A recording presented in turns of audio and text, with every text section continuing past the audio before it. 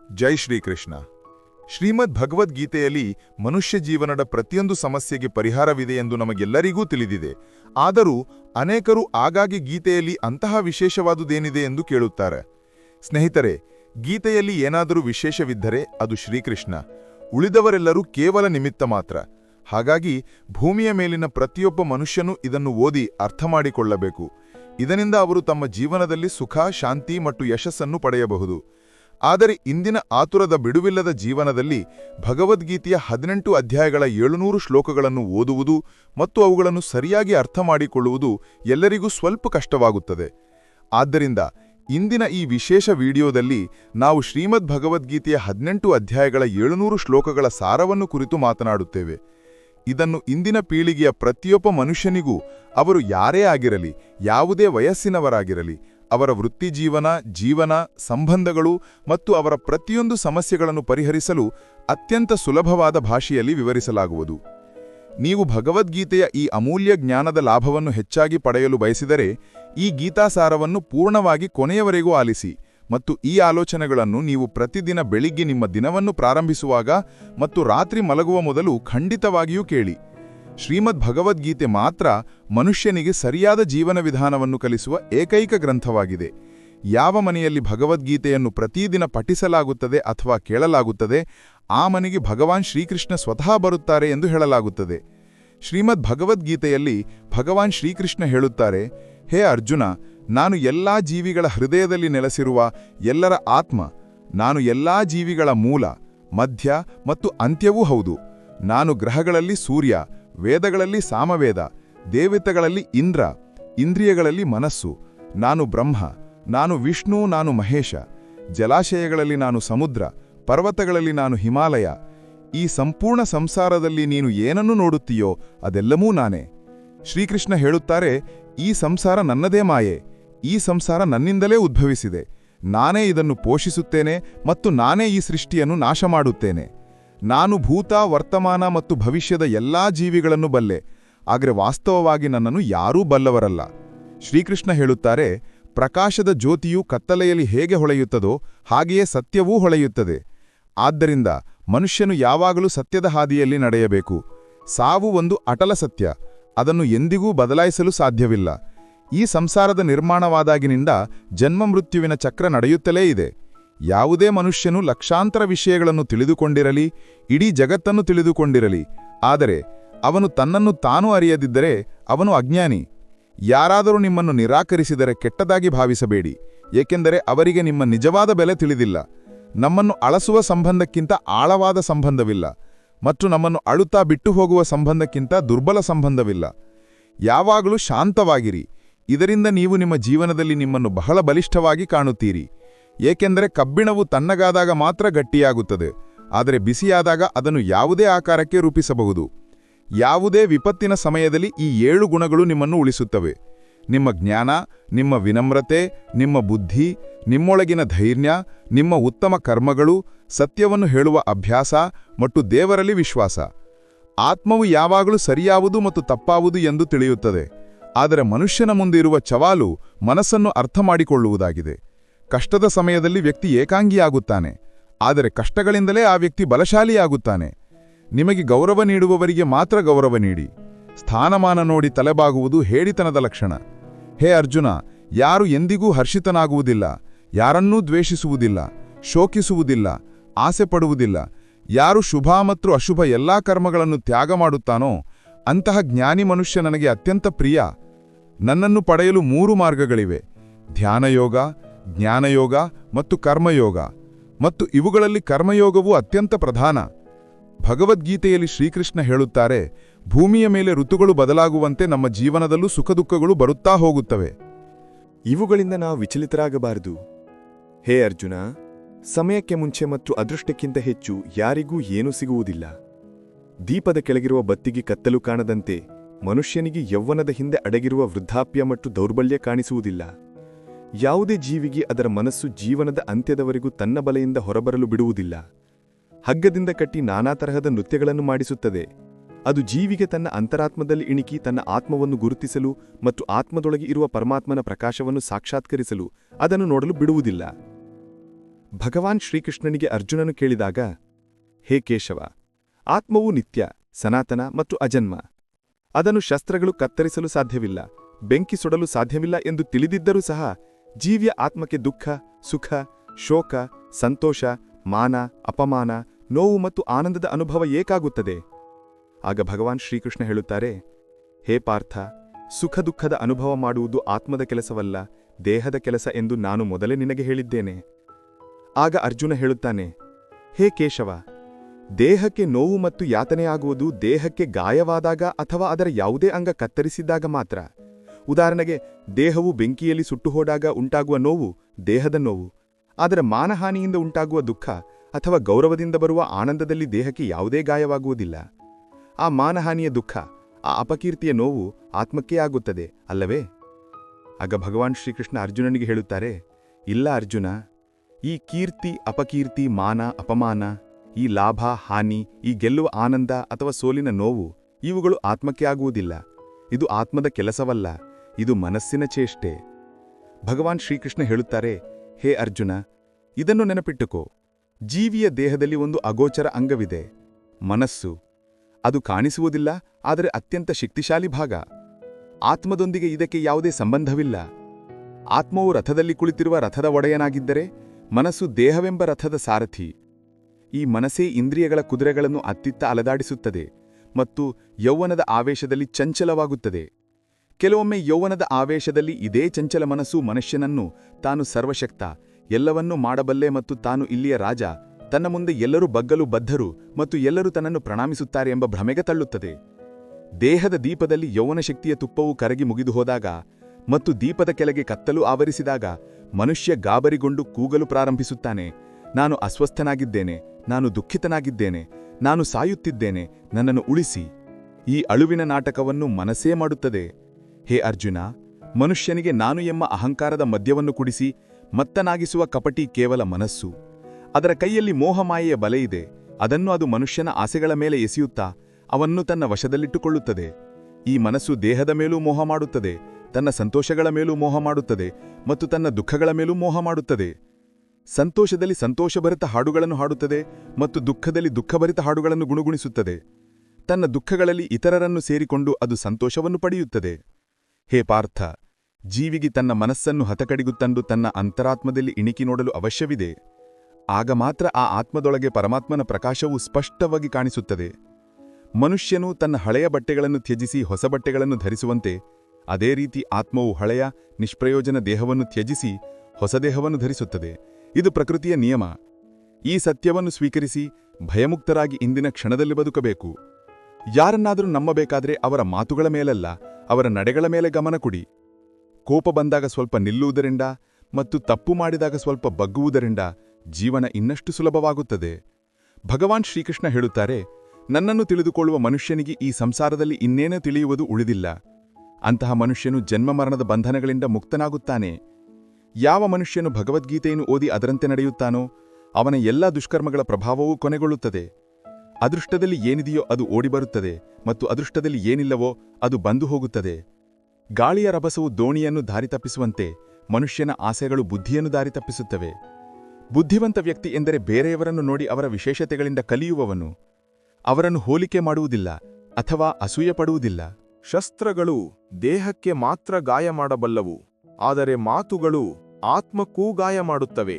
ಯಾವ ಮನುಷ್ಯನು ತನ್ನನ್ನು ಪರಮಾತ್ಮನಿಂದ ಪ್ರತ್ಯೇಕವೆಂದು ಭಾವಿಸುವುದಿಲ್ಲವೋ ಮತ್ತು ಈ ದೇಹದೊಂದಿಗೆ ಯಾವುದೇ ಸಂಬಂಧವನ್ನು ಹೊಂದಿಲ್ಲವೆಂದು ಭಾವಿಸುತ್ತಾನೋ ಅವನು ಶಾಶ್ವತವಾಗಿ ಜನ್ಮಮರಣದಿಂದ ವಿಮೋಚನೆ ಪಡೆಯುತ್ತಾನೆ. ಸಂತೋಷವಾಗಿರಬೇಕಾದರೆ ಜೀವನದ ನಿರ್ಧಾರಗಳನ್ನು ನಿಮ್ಮ ಪರಿಸ್ಥಿತಿಗಳನ್ನು ನೋಡಿ ತೆಗೆದುಕೊಳ್ಳಿ.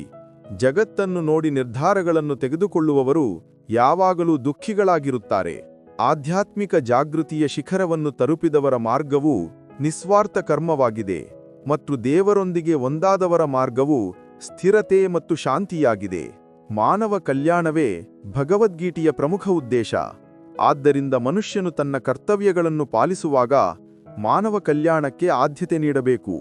ಶ್ರೀಕೃಷ್ಣ ಹೇಳುತ್ತಾರೆ, ಯಾರು ನಿಮ್ಮೊಂದಿಗೆ ಇರುತ್ತಾರೋ ನೀವು ಅವರೊಂದಿಗೆ ಇರಿ. ಯಾರು ನಿಮ್ಮನ್ನು ವಂಚಿಸುತ್ತಾರೋ ಅವರನ್ನು ತ್ಯಜಿಸಿ. ನಿಮ್ಮನ್ನು ಗೌರವಿಸದ ಸ್ಥಳಕ್ಕೆ ಎಂದಿಗೂ ಹೋಗಬಾರದು. ಇಲ್ಲದಿದ್ದರೆ ಜನರು ನಿಮ್ಮನ್ನು ದುರ್ಬಲರು ಮತ್ತು ಮೂರ್ಖರೆಂದು ಭಾವಿಸುತ್ತಾರೆ. ಮಳೆ ಆಗದ ಕಡೆ ಬೆಳೆ ಹಾಳಾಗುತ್ತದೆ ಮತ್ತು ಸಂಸ್ಕಾರಗಳಿಲ್ಲದ ಕಡೆ ಸಂತತಿ ಹಾಳಾಗುತ್ತದೆ. ನನಗೆ ಸಮಯವಿಲ್ಲ ಎಂದು ಹೇಳುವವರಿಗೆ ವಾಸ್ತವವಾಗಿ ಸಮಯವಿರುತ್ತದೆ, ಆದರೆ ಅವರ ಆಪ್ತ ಸಂಬಂಧಗಳ ಪಟ್ಟಿಯಲ್ಲಿ ನಿಮ್ಮ ಹೆಸರಿರುವುದಿಲ್ಲ. ಹೇ ಅರ್ಜುನ, ಯಾರು ನನ್ನ ಶ್ರೇಷ್ಠ ಜನ್ಮ ಮತ್ತು ಚಟುವಟಿಕೆಗಳನ್ನು ವಾಸ್ತವವಾಗಿ ಅರ್ಥಮಾಡಿಕೊಳ್ಳುತ್ತಾರೋ ಅವರು ದೇಹತ್ಯಾಗ ಮಾಡಿದ ನಂತರ ಮತ್ತೆ ಜನಿಸುವುದಿಲ್ಲ ಮತ್ತು ನನ್ನ ಪರಮಧಾಮವನ್ನು ಪಡೆಯುತ್ತಾರೆ. ಎಲ್ಲಾ ಆಸೆಗಳನ್ನು ತ್ಯಜಿಸಿ ನಾನು ಮತ್ತು ನನ್ನದು ಎಂಬ ಲಾಲಸೆ ಮತ್ತು ಭಾವನೆಗಳಿಂದ ಮುಕ್ತನಾದವನು ಅಪಾರ ಶಾಂತಿಯನ್ನು ಪಡೆಯುತ್ತಾನೆ. ಯಾವ ಮನುಷ್ಯನಲ್ಲಿ ಜ್ಞಾನದ ಕೊರತೆ ಇರುತ್ತದೋ ಮತ್ತು ದೇವರಲ್ಲಿ ಶ್ರದ್ಧೆ ಇರುವುದಿಲ್ಲವೋ ಆ ಮನುಷ್ಯನು ಜೀವನದಲ್ಲಿ ಎಂದಿಗೂ ಆನಂದ ಮತ್ತು ಯಶಸ್ಸನ್ನು ಪಡೆಯಲು ಸಾಧ್ಯವಿಲ್ಲ. ದೇವರು ನಮಗೆ ಏನನ್ನು ಕೊಟ್ಟಿದ್ದಾನೋ ಅದೇ ನಮಗೆ ಸಾಕಾಗುತ್ತದೆ ಮತ್ತು ಇದು ಒಂದು ಅಟಲ ಸತ್ಯವೂ ಹೌದು. ಸಂಯಮ, ಸದಾಚಾರ, ಸ್ನೇಹ ಮತ್ತು ಸೇವೆ ಈ ಗುಣಗಳು ಸತ್ಸಂಗವಿಲ್ಲದೆ ಬರುವುದಿಲ್ಲ. ದೇವರಿಗೆ ಮಾಡಿದ ಪ್ರಾರ್ಥನೆಯಿಂದ ಮನುಷ್ಯನ ಸ್ಥಿತಿ ಅಥವಾ ಅದೃಷ್ಟ ಬದಲಾಗಲಿ ಅಥವಾ ಬದಲಾಗದೇ ಇರಲಿ, ಆದರೆ ಆ ಪ್ರಾರ್ಥನೆಯಿಂದ ಮನುಷ್ಯನ ಚಾರಿತ್ರದಲ್ಲಿ ಖಂಡಿತವಾಗಿಯೂ ಬದಲಾವಣೆ ಬರುತ್ತದೆ. ಮಾತುಗಳನ್ನು ಎಷ್ಟು ಮಧುರವಾಗಿಡಿ ಎಂದರೆ ಕೆಲವೊಮ್ಮೆ ಅವುಗಳನ್ನು ಹಿಂಪಡೆಯಬೇಕಾದರೂ ಸ್ವತಃ ನಿಮಗೆ ಕಹಿಯಾಗಿರಬಾರದು. ತನ್ನಲ್ಲಿ ಸ್ವಲ್ಪ ಸ್ವಾಭಿಮಾನ ಇರುವುದು ಅಗತ್ಯ, ಇಲ್ಲದಿದ್ದರೆ ಜನರು ನಿಮ್ಮ ಹಕ್ಕು ಇರುವ ಕಡೆಯೂ ನಿಮ್ಮನ್ನು ತುಳಿಯಲು ಪ್ರಯತ್ನಿಸುತ್ತಾರೆ. ಒಬ್ಬ ಮಹಾಪುರುಷನು ಆತ್ಮವನ್ನು ಆಶ್ಚರ್ಯದಿಂದ ನೋಡುತ್ತಾನೆ, ಹಾಗೆಯೇ ಇನ್ನೊಬ್ಬ ಮಹಾಪುರುಷನು ಅದರ ತತ್ವವನ್ನು ಆಶ್ಚರ್ಯದಿಂದ ವರ್ಣಿಸುತ್ತಾನೆ ಮತ್ತು ಇನ್ನೊಬ್ಬ ಅರ್ಹಪುರುಷನು ಅದನ್ನು ಆಶ್ಚರ್ಯದಿಂದ ಕೇಳುತ್ತಾನೆ ಮತ್ತು ಕೆಲವರು ಕೇಳಿದರೂ ಅದನ್ನು ತಿಳಿಯುವುದಿಲ್ಲ.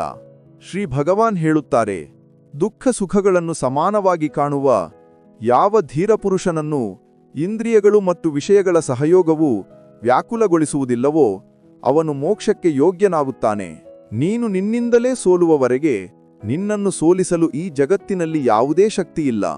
ದುರ್ಬಲ ನೀನಲ್ಲ, ನಿನ್ನ ಸಮಯ ಮತ್ತು ಎಲ್ಲರ ಸಮಯವೂ ಬದಲಾಗುತ್ತದೆ. ನೀನು ಕೇವಲ ನಿನ್ನ ಕರ್ಮವನ್ನು ಮಾಡುತ್ತಾ ಇರು. ಯಾರು ಎಂದಿಗೂ ಸಂಕಷ್ಟವನ್ನು ನೋಡಿಲ್ಲವೋ ಅವರಿಗೆ ತಮ್ಮ ಶಕ್ತಿಯ ಅರಿವಾಗುವುದಿಲ್ಲ.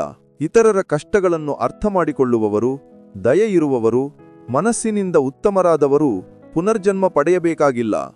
ಯಾರಿಗಾದರೂ ಏನನ್ನಾದರೂ ಕೊಟ್ಟು ಅಹಂಕಾರ ಪಡಬೇಡ. ಏನೋ ನೀನು ಕೊಡುತ್ತಿದ್ದೀಯಾ ಅಥವಾ ಹಿಂದಿನ ಜನ್ಮದ ಸಾಲ ತೀರಿಸುತ್ತಿದ್ದೀಯಾ ಎಂದು ಯಾರಿಗೆ ಗೊತ್ತು? ಅಹಂಕಾರಿ ಮನುಷ್ಯನ ವಂಶ, ವೈಭವ ಮತ್ತು ಪ್ರತಿಷ್ಠೆ ಮೂರೂ ನಾಶವಾಗುತ್ತವೆ. ನಂಬಿಕೆಯಿಲ್ಲದಿದ್ದರೆ ರಾವಣ, ಕೌರವರು ಮತ್ತು ಕಂಸರನ್ನು ನೋಡಿ. ಮೌನಕ್ಕಿಂತ ದೊಡ್ಡ ಪ್ರತಿಕ್ರಿಯೆಯಿಲ್ಲ ಮತ್ತು ಕ್ಷಮಿಸುವುದಕ್ಕಿಂತ ದೊಡ್ಡ ಶಿಕ್ಷೆಯಿಲ್ಲ. ಯಾವ ಮನುಷ್ಯನ ಬಳಿ ತಾಳ್ಮೆಯ ಶಕ್ತಿಯಿದೆಯೋ ಆ ಮನುಷ್ಯನ ಶಕ್ತಿಯನ್ನು ಯಾರೂ ಸರಿಗಟ್ಟಲು ಸಾಧ್ಯವಿಲ್ಲ. ನಮ್ಮ ವ್ಯರ್ಥ ಚಿಂತೆ ಮತ್ತು ಮನಸ್ಸಿನ ಭಯ ಒಂದು ರೋಗ, ಇದರಿಂದ ನಮ್ಮ ಆತ್ಮೀಯ ಶಕ್ತಿ ಚೆಲ್ಲಾಪಿಲ್ಲಿಯಾಗುತ್ತದೆ. ಮನುಷ್ಯನು ಜೀವನದ ಸವಾಲುಗಳಿಂದ ಓಡಿಹೋಗಬಾರದು ಮತ್ತು ಅದೃಷ್ಟ ಮತ್ತು ದೇವರ ಇಚ್ಛೆಯಂತಹ ನೆಪಗಳನ್ನು ಉಪಯೋಗಿಸಬಾರದು. ಯಜ್ಞದಿಂದ ಉಳಿದ ಅನ್ನವನ್ನು ತಿನ್ನುವ ಶ್ರೇಷ್ಠ ಪುರುಷರು ಎಲ್ಲಾ ಪಾಪಗಳಿಂದ ಮುಕ್ತರಾಗುತ್ತಾರೆ ಮತ್ತು ತಮ್ಮ ದೇಹವನ್ನು ಪೋಷಿಸಲು ಮಾತ್ರ ಅನ್ನವನ್ನು ಬಯಸುವ ಪಾಪಿಗಳು ಪಾಪವನ್ನೇ ತಿನ್ನುತ್ತಾರೆ. ಅಂದರೆ ದೇವರನ್ನು ನೆನಪಿಸಿಕೊಳ್ಳದೆ ತಮ್ಮ ಬದುಕಿನಲ್ಲಿ ಮಾತ್ರ ತೊಡಗಿರುವವರನ್ನು ಕಳ್ಳರೆಂದು ತಿಳಿಯಬೇಕು. ಜ್ಞಾನ ಒಂದೇ ಅಂತಹ ಅಕ್ಷಯ ತತ್ವವಾಗಿದ್ದು ಅದು ಎಲ್ಲಿಯೂ ಯಾವುದೇ ಸ್ಥಿತಿಯಲ್ಲಿ ಮತ್ತು ಯಾವುದೇ ಸಂದರ್ಭದಲ್ಲಿ ಮನುಷ್ಯನ ಕೈಬಿಡುವುದಿಲ್ಲ. ಭೂಮಿಯ ಮೇಲೆ ಋತುಗಳು ಬದಲಾಗುವಂತೆ ಜೀವನದಲ್ಲಿಯೂ ಸುಖ ದುಃಖಗಳು ಬರುತ್ತಾ ಹೋಗುತ್ತವೆ. ಯುದ್ಧವಿರಲಿ ಅಥವಾ ಜೀವನವಿರಲಿ, ಯಶಸ್ಸು ಕೇವಲ 3 ಶಸ್ತ್ರಗಳಿಂದ ಮಾತ್ರ ದೊರೆಯುತ್ತದೆ: ಧರ್ಮ, ಧೈರ್ಯ ಮತ್ತು ಸಾಹಸ. ಯಾವುದೇ ಮನುಷ್ಯನು ತನ್ನ ಜನ್ಮದಿಂದ ಅಲ್ಲ, ಆದರೆ ತನ್ನ ಕರ್ಮಗಳಿಂದ ಶ್ರೇಷ್ಠನಾಗುತ್ತಾನೆ.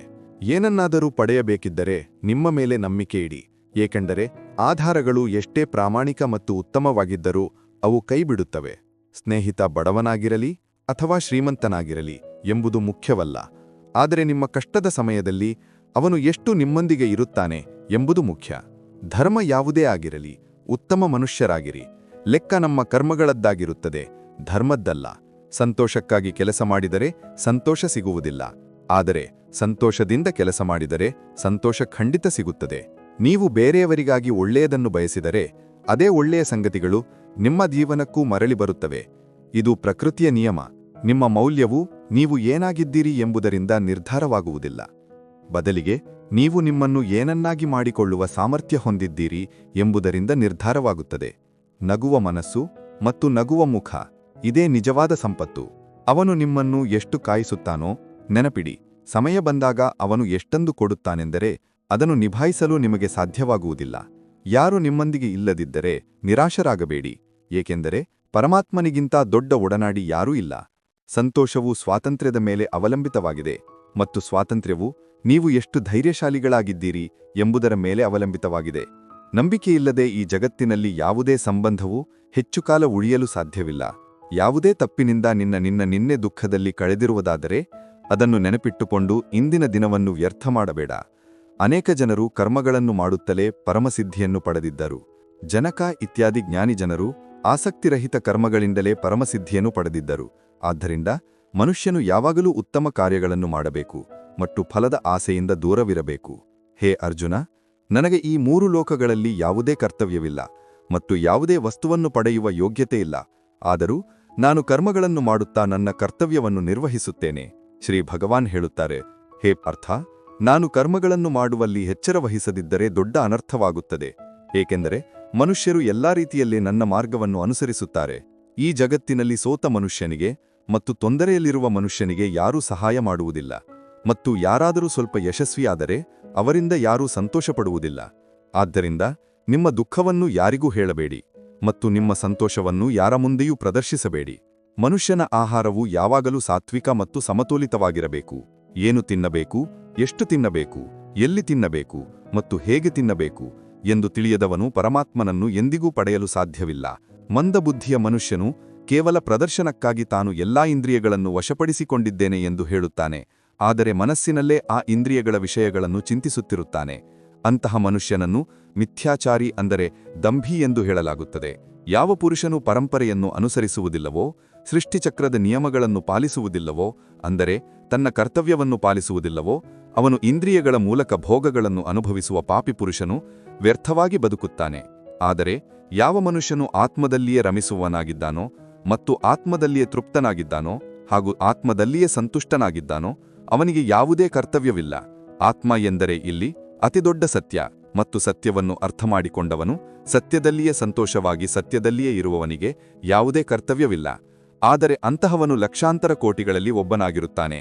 ಆ ಮಹಾಪುರುಷನಿಗೆ ಈ ವಿಶ್ವದಲ್ಲಿ ಕರ್ಮಗಳನ್ನು ಮಾಡುವುದರಿಂದ ಯಾವುದೇ ಪ್ರಯೋಜನವಿರುವುದಿಲ್ಲ ಮತ್ತು ಕರ್ಮಗಳನ್ನು ಮಾಡದಿರುವುದರಿಂದಲೂ ಪ್ರಯೋಜನವಿರುವುದಿಲ್ಲ, ಹಾಗೂ ಸಂಪೂರ್ಣ ಜೀವಿಗಳೊಂದಿಗೆ ಅವನಿಗೆ ಸ್ವಾರ್ಥದ ಯಾವುದೇ ಸಂಬಂಧವಿರುವುದಿಲ್ಲ. ನೇರ ಅರ್ಥವು, ಪರಮಾತ್ಮನನ್ನು ಪಡೆದುಕೊಂಡವನು ಇನ್ನೇನು ಕರ್ಮವನ್ನು ಏಕೆ ಮಾಡಬೇಕು? ಯಾರು ಜ್ಞಾನಿಗಳೋ, ಯಾರಿಗೆ ದೇವರ ಸತ್ಯ ತಿಳಿದಿದೆಯೋ ಅವರ ಕೆಲಸ ಮಾಡುವ ರೀತಿಯಿಂದ ಬೇರೆಯವರ ಮನಸ್ಸಿನಲ್ಲಿ ಕೆಲಸ ಮಾಡುವ ಬಗ್ಗೆ ಅಶ್ರದ್ಧೆ ಅಥವಾ ಅಪಮಾನ ಉಂಟಾಗಬಾರದು ಎಂಬುದು ಅವರ ಜವಾಬ್ದಾರಿಯಾಗಿದೆ.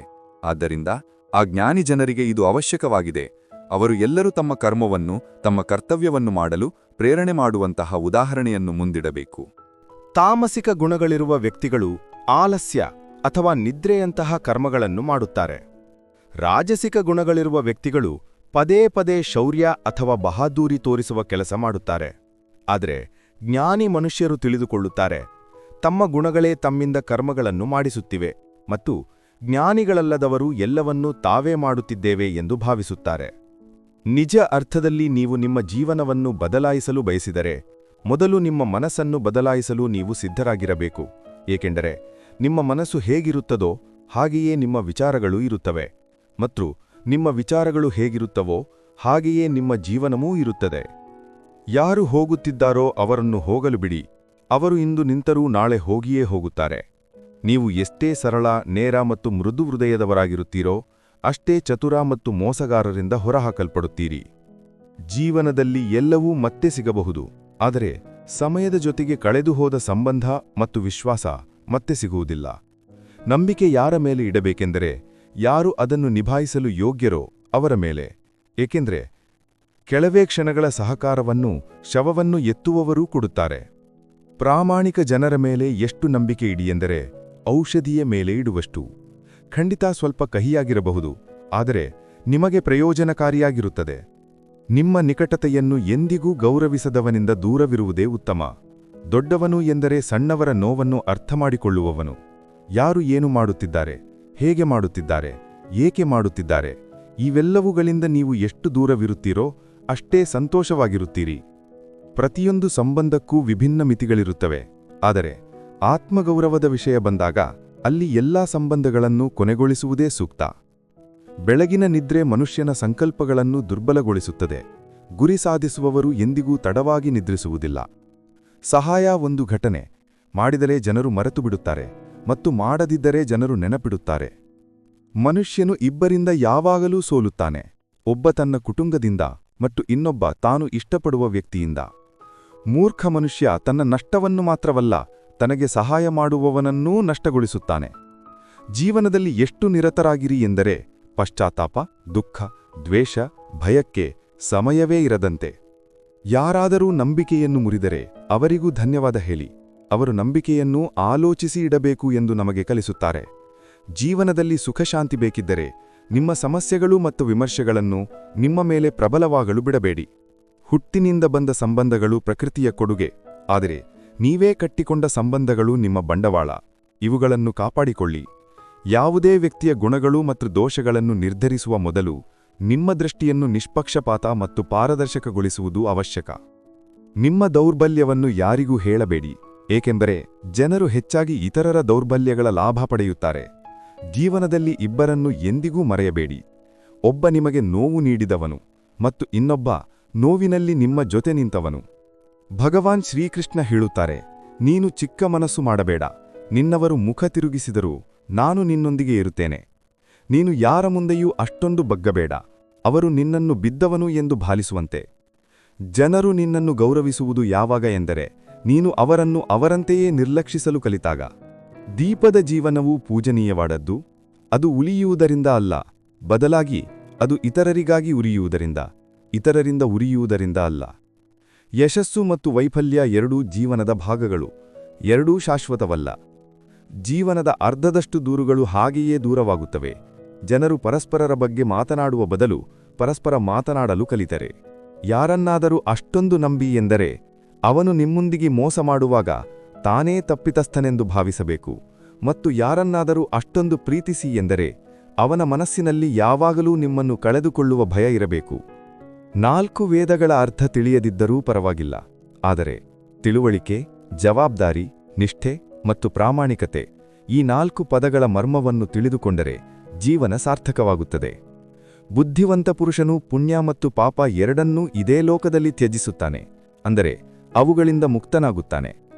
ಯಾವ ಕಾಲದಲ್ಲಿ ನಿನ್ನ ಬುದ್ಧಿಯು ಮೋಹವೆಂಬ ಜೌಗು ನೆಲವನ್ನು ಸರಿಯಾಗಿ ದಾಟುತ್ತದೆಯೋ ಆ ಸಮಯದಲ್ಲಿ ನೀನು ಕೇಳಿದ ಮತ್ತು ಕೇಳಲಿರುವ ಈ ಲೋಕ ಮತ್ತು ಪರಲೋಕ ಸಂಬಂಧಿ ಎಲ್ಲಾ ಭೋಗಗಳಿಂದ ವೈರಾಗ್ಯವನ್ನು ಪಡೆಯುತ್ತೀ.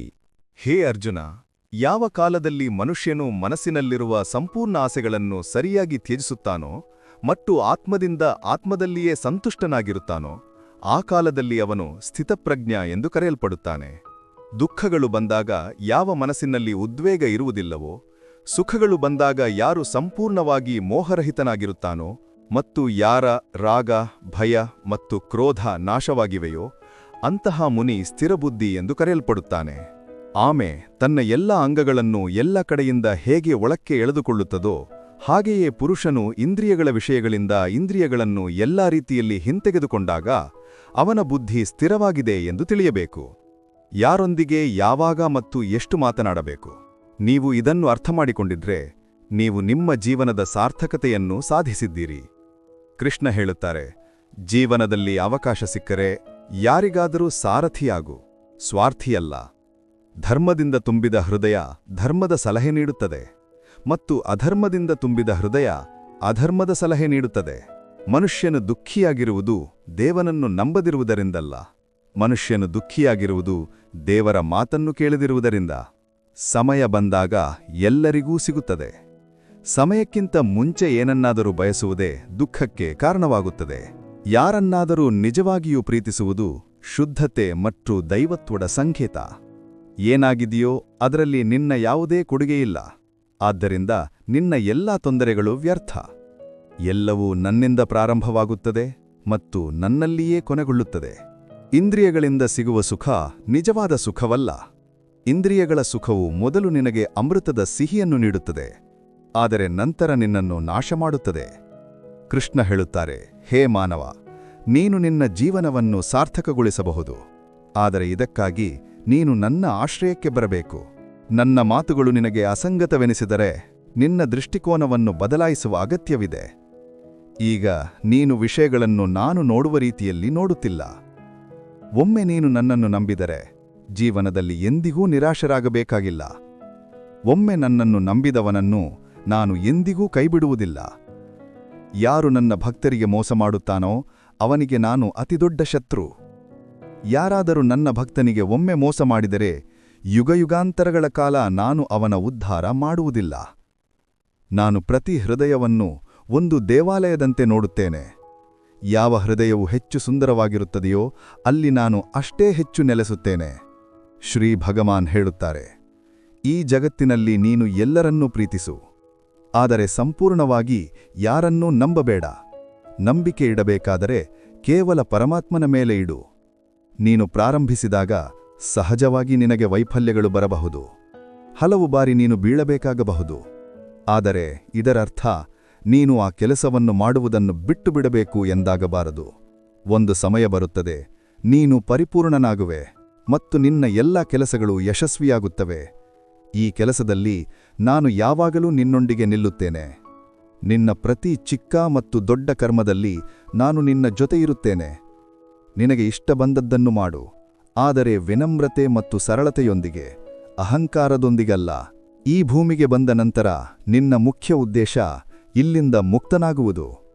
ತನ್ನ ಕರ್ಮಗಳಲ್ಲಿ ದೃಢ ಸಂಕಲ್ಪದಿಂದ ಸ್ಥಿರವಾಗಿರುವವನು ಮತ್ತು ಸುಖದುಃಖಗಳನ್ನು ಸಮಾನವಾಗಿ ಸಹಿಸಿಕೊಳ್ಳುವವನು ಮಾತ್ರ ಮುಕ್ತನಾಗಲು ಸಾಧ್ಯ.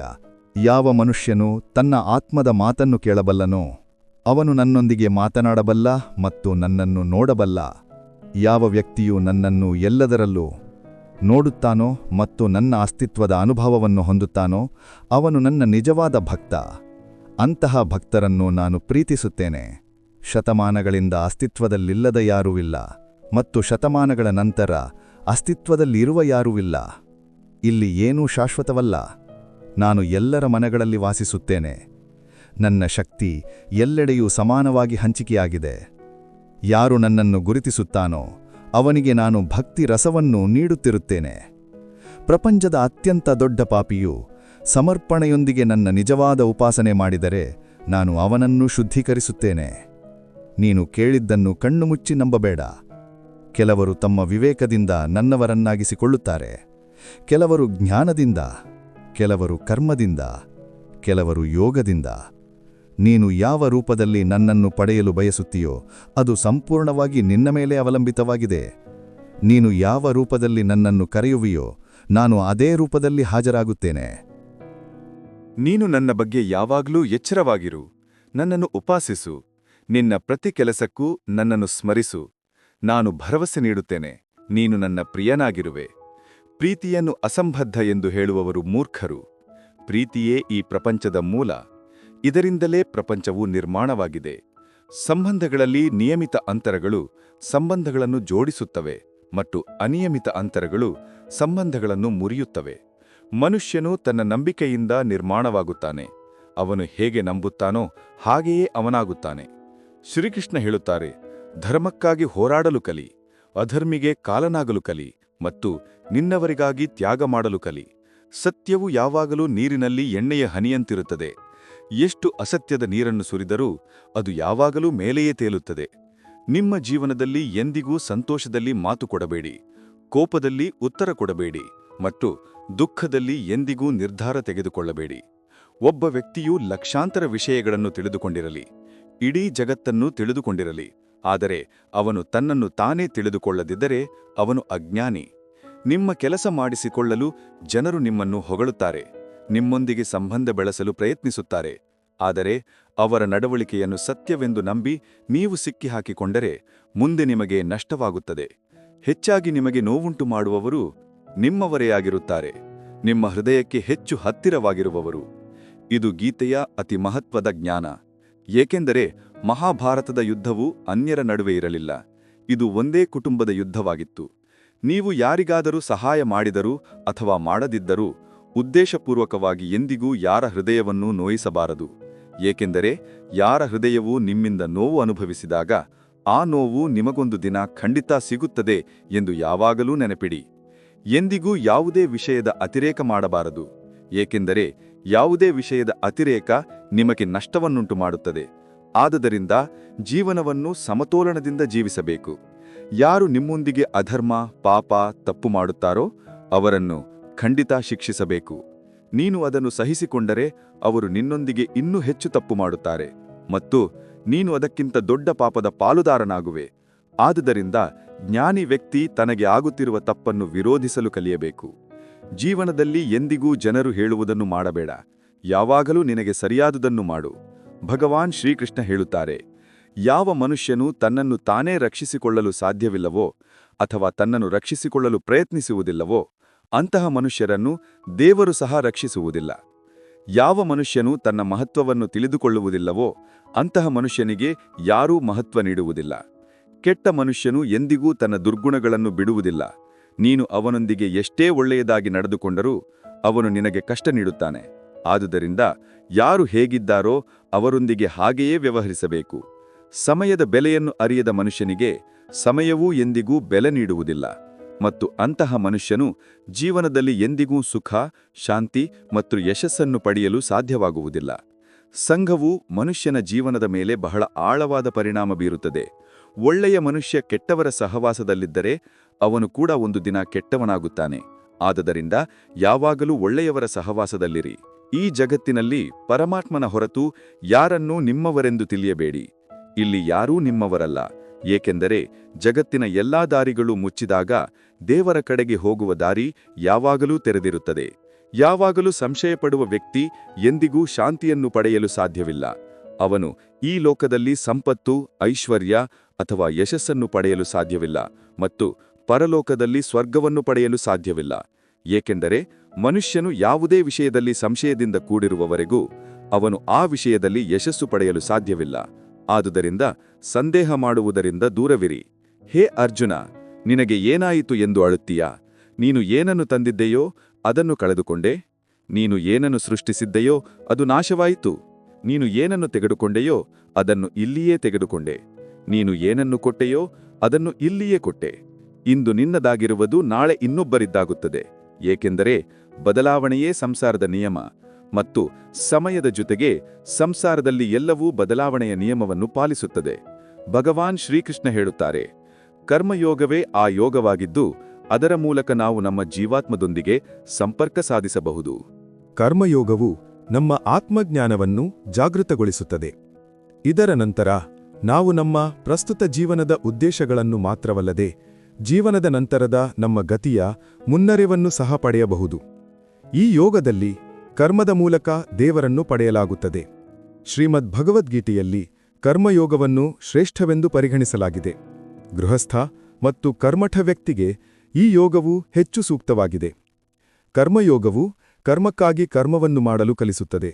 ಆಸಕ್ತಿರಹಿತನಾಗಿ ಕರ್ಮವನ್ನು ಮಾಡಲು ಕಲಿಸುತ್ತದೆ. ಕರ್ಮಯೋಗಿ ಕರ್ಮವನ್ನು ಮಾಡಲು ಇಷ್ಟಪಡುವುದರಿಂದ ಕರ್ಮ ಮಾಡುತ್ತಾನೆ ಮತ್ತು ಅದಕ್ಕೆ ಹೊರತಾಗಿ ಅವನಿಗೆ ಯಾವುದೇ ಉದ್ದೇಶವಿಲ್ಲ. ಕರ್ಮಯೋಗಿ ಕರ್ಮವನ್ನು ತ್ಯಾಗ ಮಾಡುವುದಿಲ್ಲ. ಅವನು ಕೇವಲ ಕರ್ಮಫಲವನ್ನು ತ್ಯಾಗ ಮಾಡುತ್ತಾನೆ ಮತ್ತು ಕರ್ಮದಿಂದ ಉಂಟಾಗುವ ದುಃಖಗಳಿಂದ ಮುಕ್ತನಾಗುತ್ತಾನೆ. ಅವನ ಸ್ಥಿತಿಯು ಈ ಸಂಸಾರದಲ್ಲಿ ದಾನಿಯಂತೆ ಮತ್ತು ಅವನು ಏನನ್ನೂ ಪಡೆಯುವ ಬಗ್ಗೆ ಎಂದಿಗೂ ಚಿಂತಿಸುವುದಿಲ್ಲ. ಅವನು ತಾನು ಕೊಡುತ್ತಿದ್ದಾನೆಂದು ತಿಳಿಯುತ್ತಾನೆ ಮತ್ತು ಅದಕ್ಕೆ ಬದಲಾಗಿ ಏನನ್ನೂ ಕೇಳುವುದಿಲ್ಲ. ಆದ್ದರಿಂದ ಅವನು ದುಃಖದ ಸುಳಿಗೆ ಸಿಲುಕುವುದಿಲ್ಲ. ಕರ್ಮಫಲವನ್ನು ತ್ಯಾಗ ಮಾಡಿ ಧರ್ಮನಿರಪೇಕ್ಷ ಕಾರ್ಯವನ್ನು ನಿರ್ವಹಿಸುವುದು ಪೂಜೆಯ ಸಮಾನವಾಗುತ್ತದೆ. ಸಂಸಾರದ ಯಾವುದೇ ಕಾರ್ಯವೂ ಬ್ರಹ್ಮನಿಂದ ಬೇರೆಯಲ್ಲ. ಆದ್ದರಿಂದ ಕಾರ್ಯದ ಸ್ವರೂಪ ಯಾವುದೇ ಇರಲಿ, ನಿಷ್ಕಾಮ ಕರ್ಮವು ಯಾವಾಗಲೂ ದೇವರಿಗೆ ಸಮರ್ಪಿತವಾಗುತ್ತದೆ. ಪುನರ್ಜನ್ಮಕ್ಕೆ ಕಾರಣವು ವಾಸನೆಗಳು ಅಥವಾ ಹೆಚ್ಚುವರಿ ಆಸೆಗಳ ಸಂಗ್ರಹವಾಗಿದೆ. ಕರ್ಮಯೋಗಿ ಕರ್ಮಫಲದ ಚಕ್ರದಲ್ಲಿ ಸಿಲುಕುವುದಿಲ್ಲ.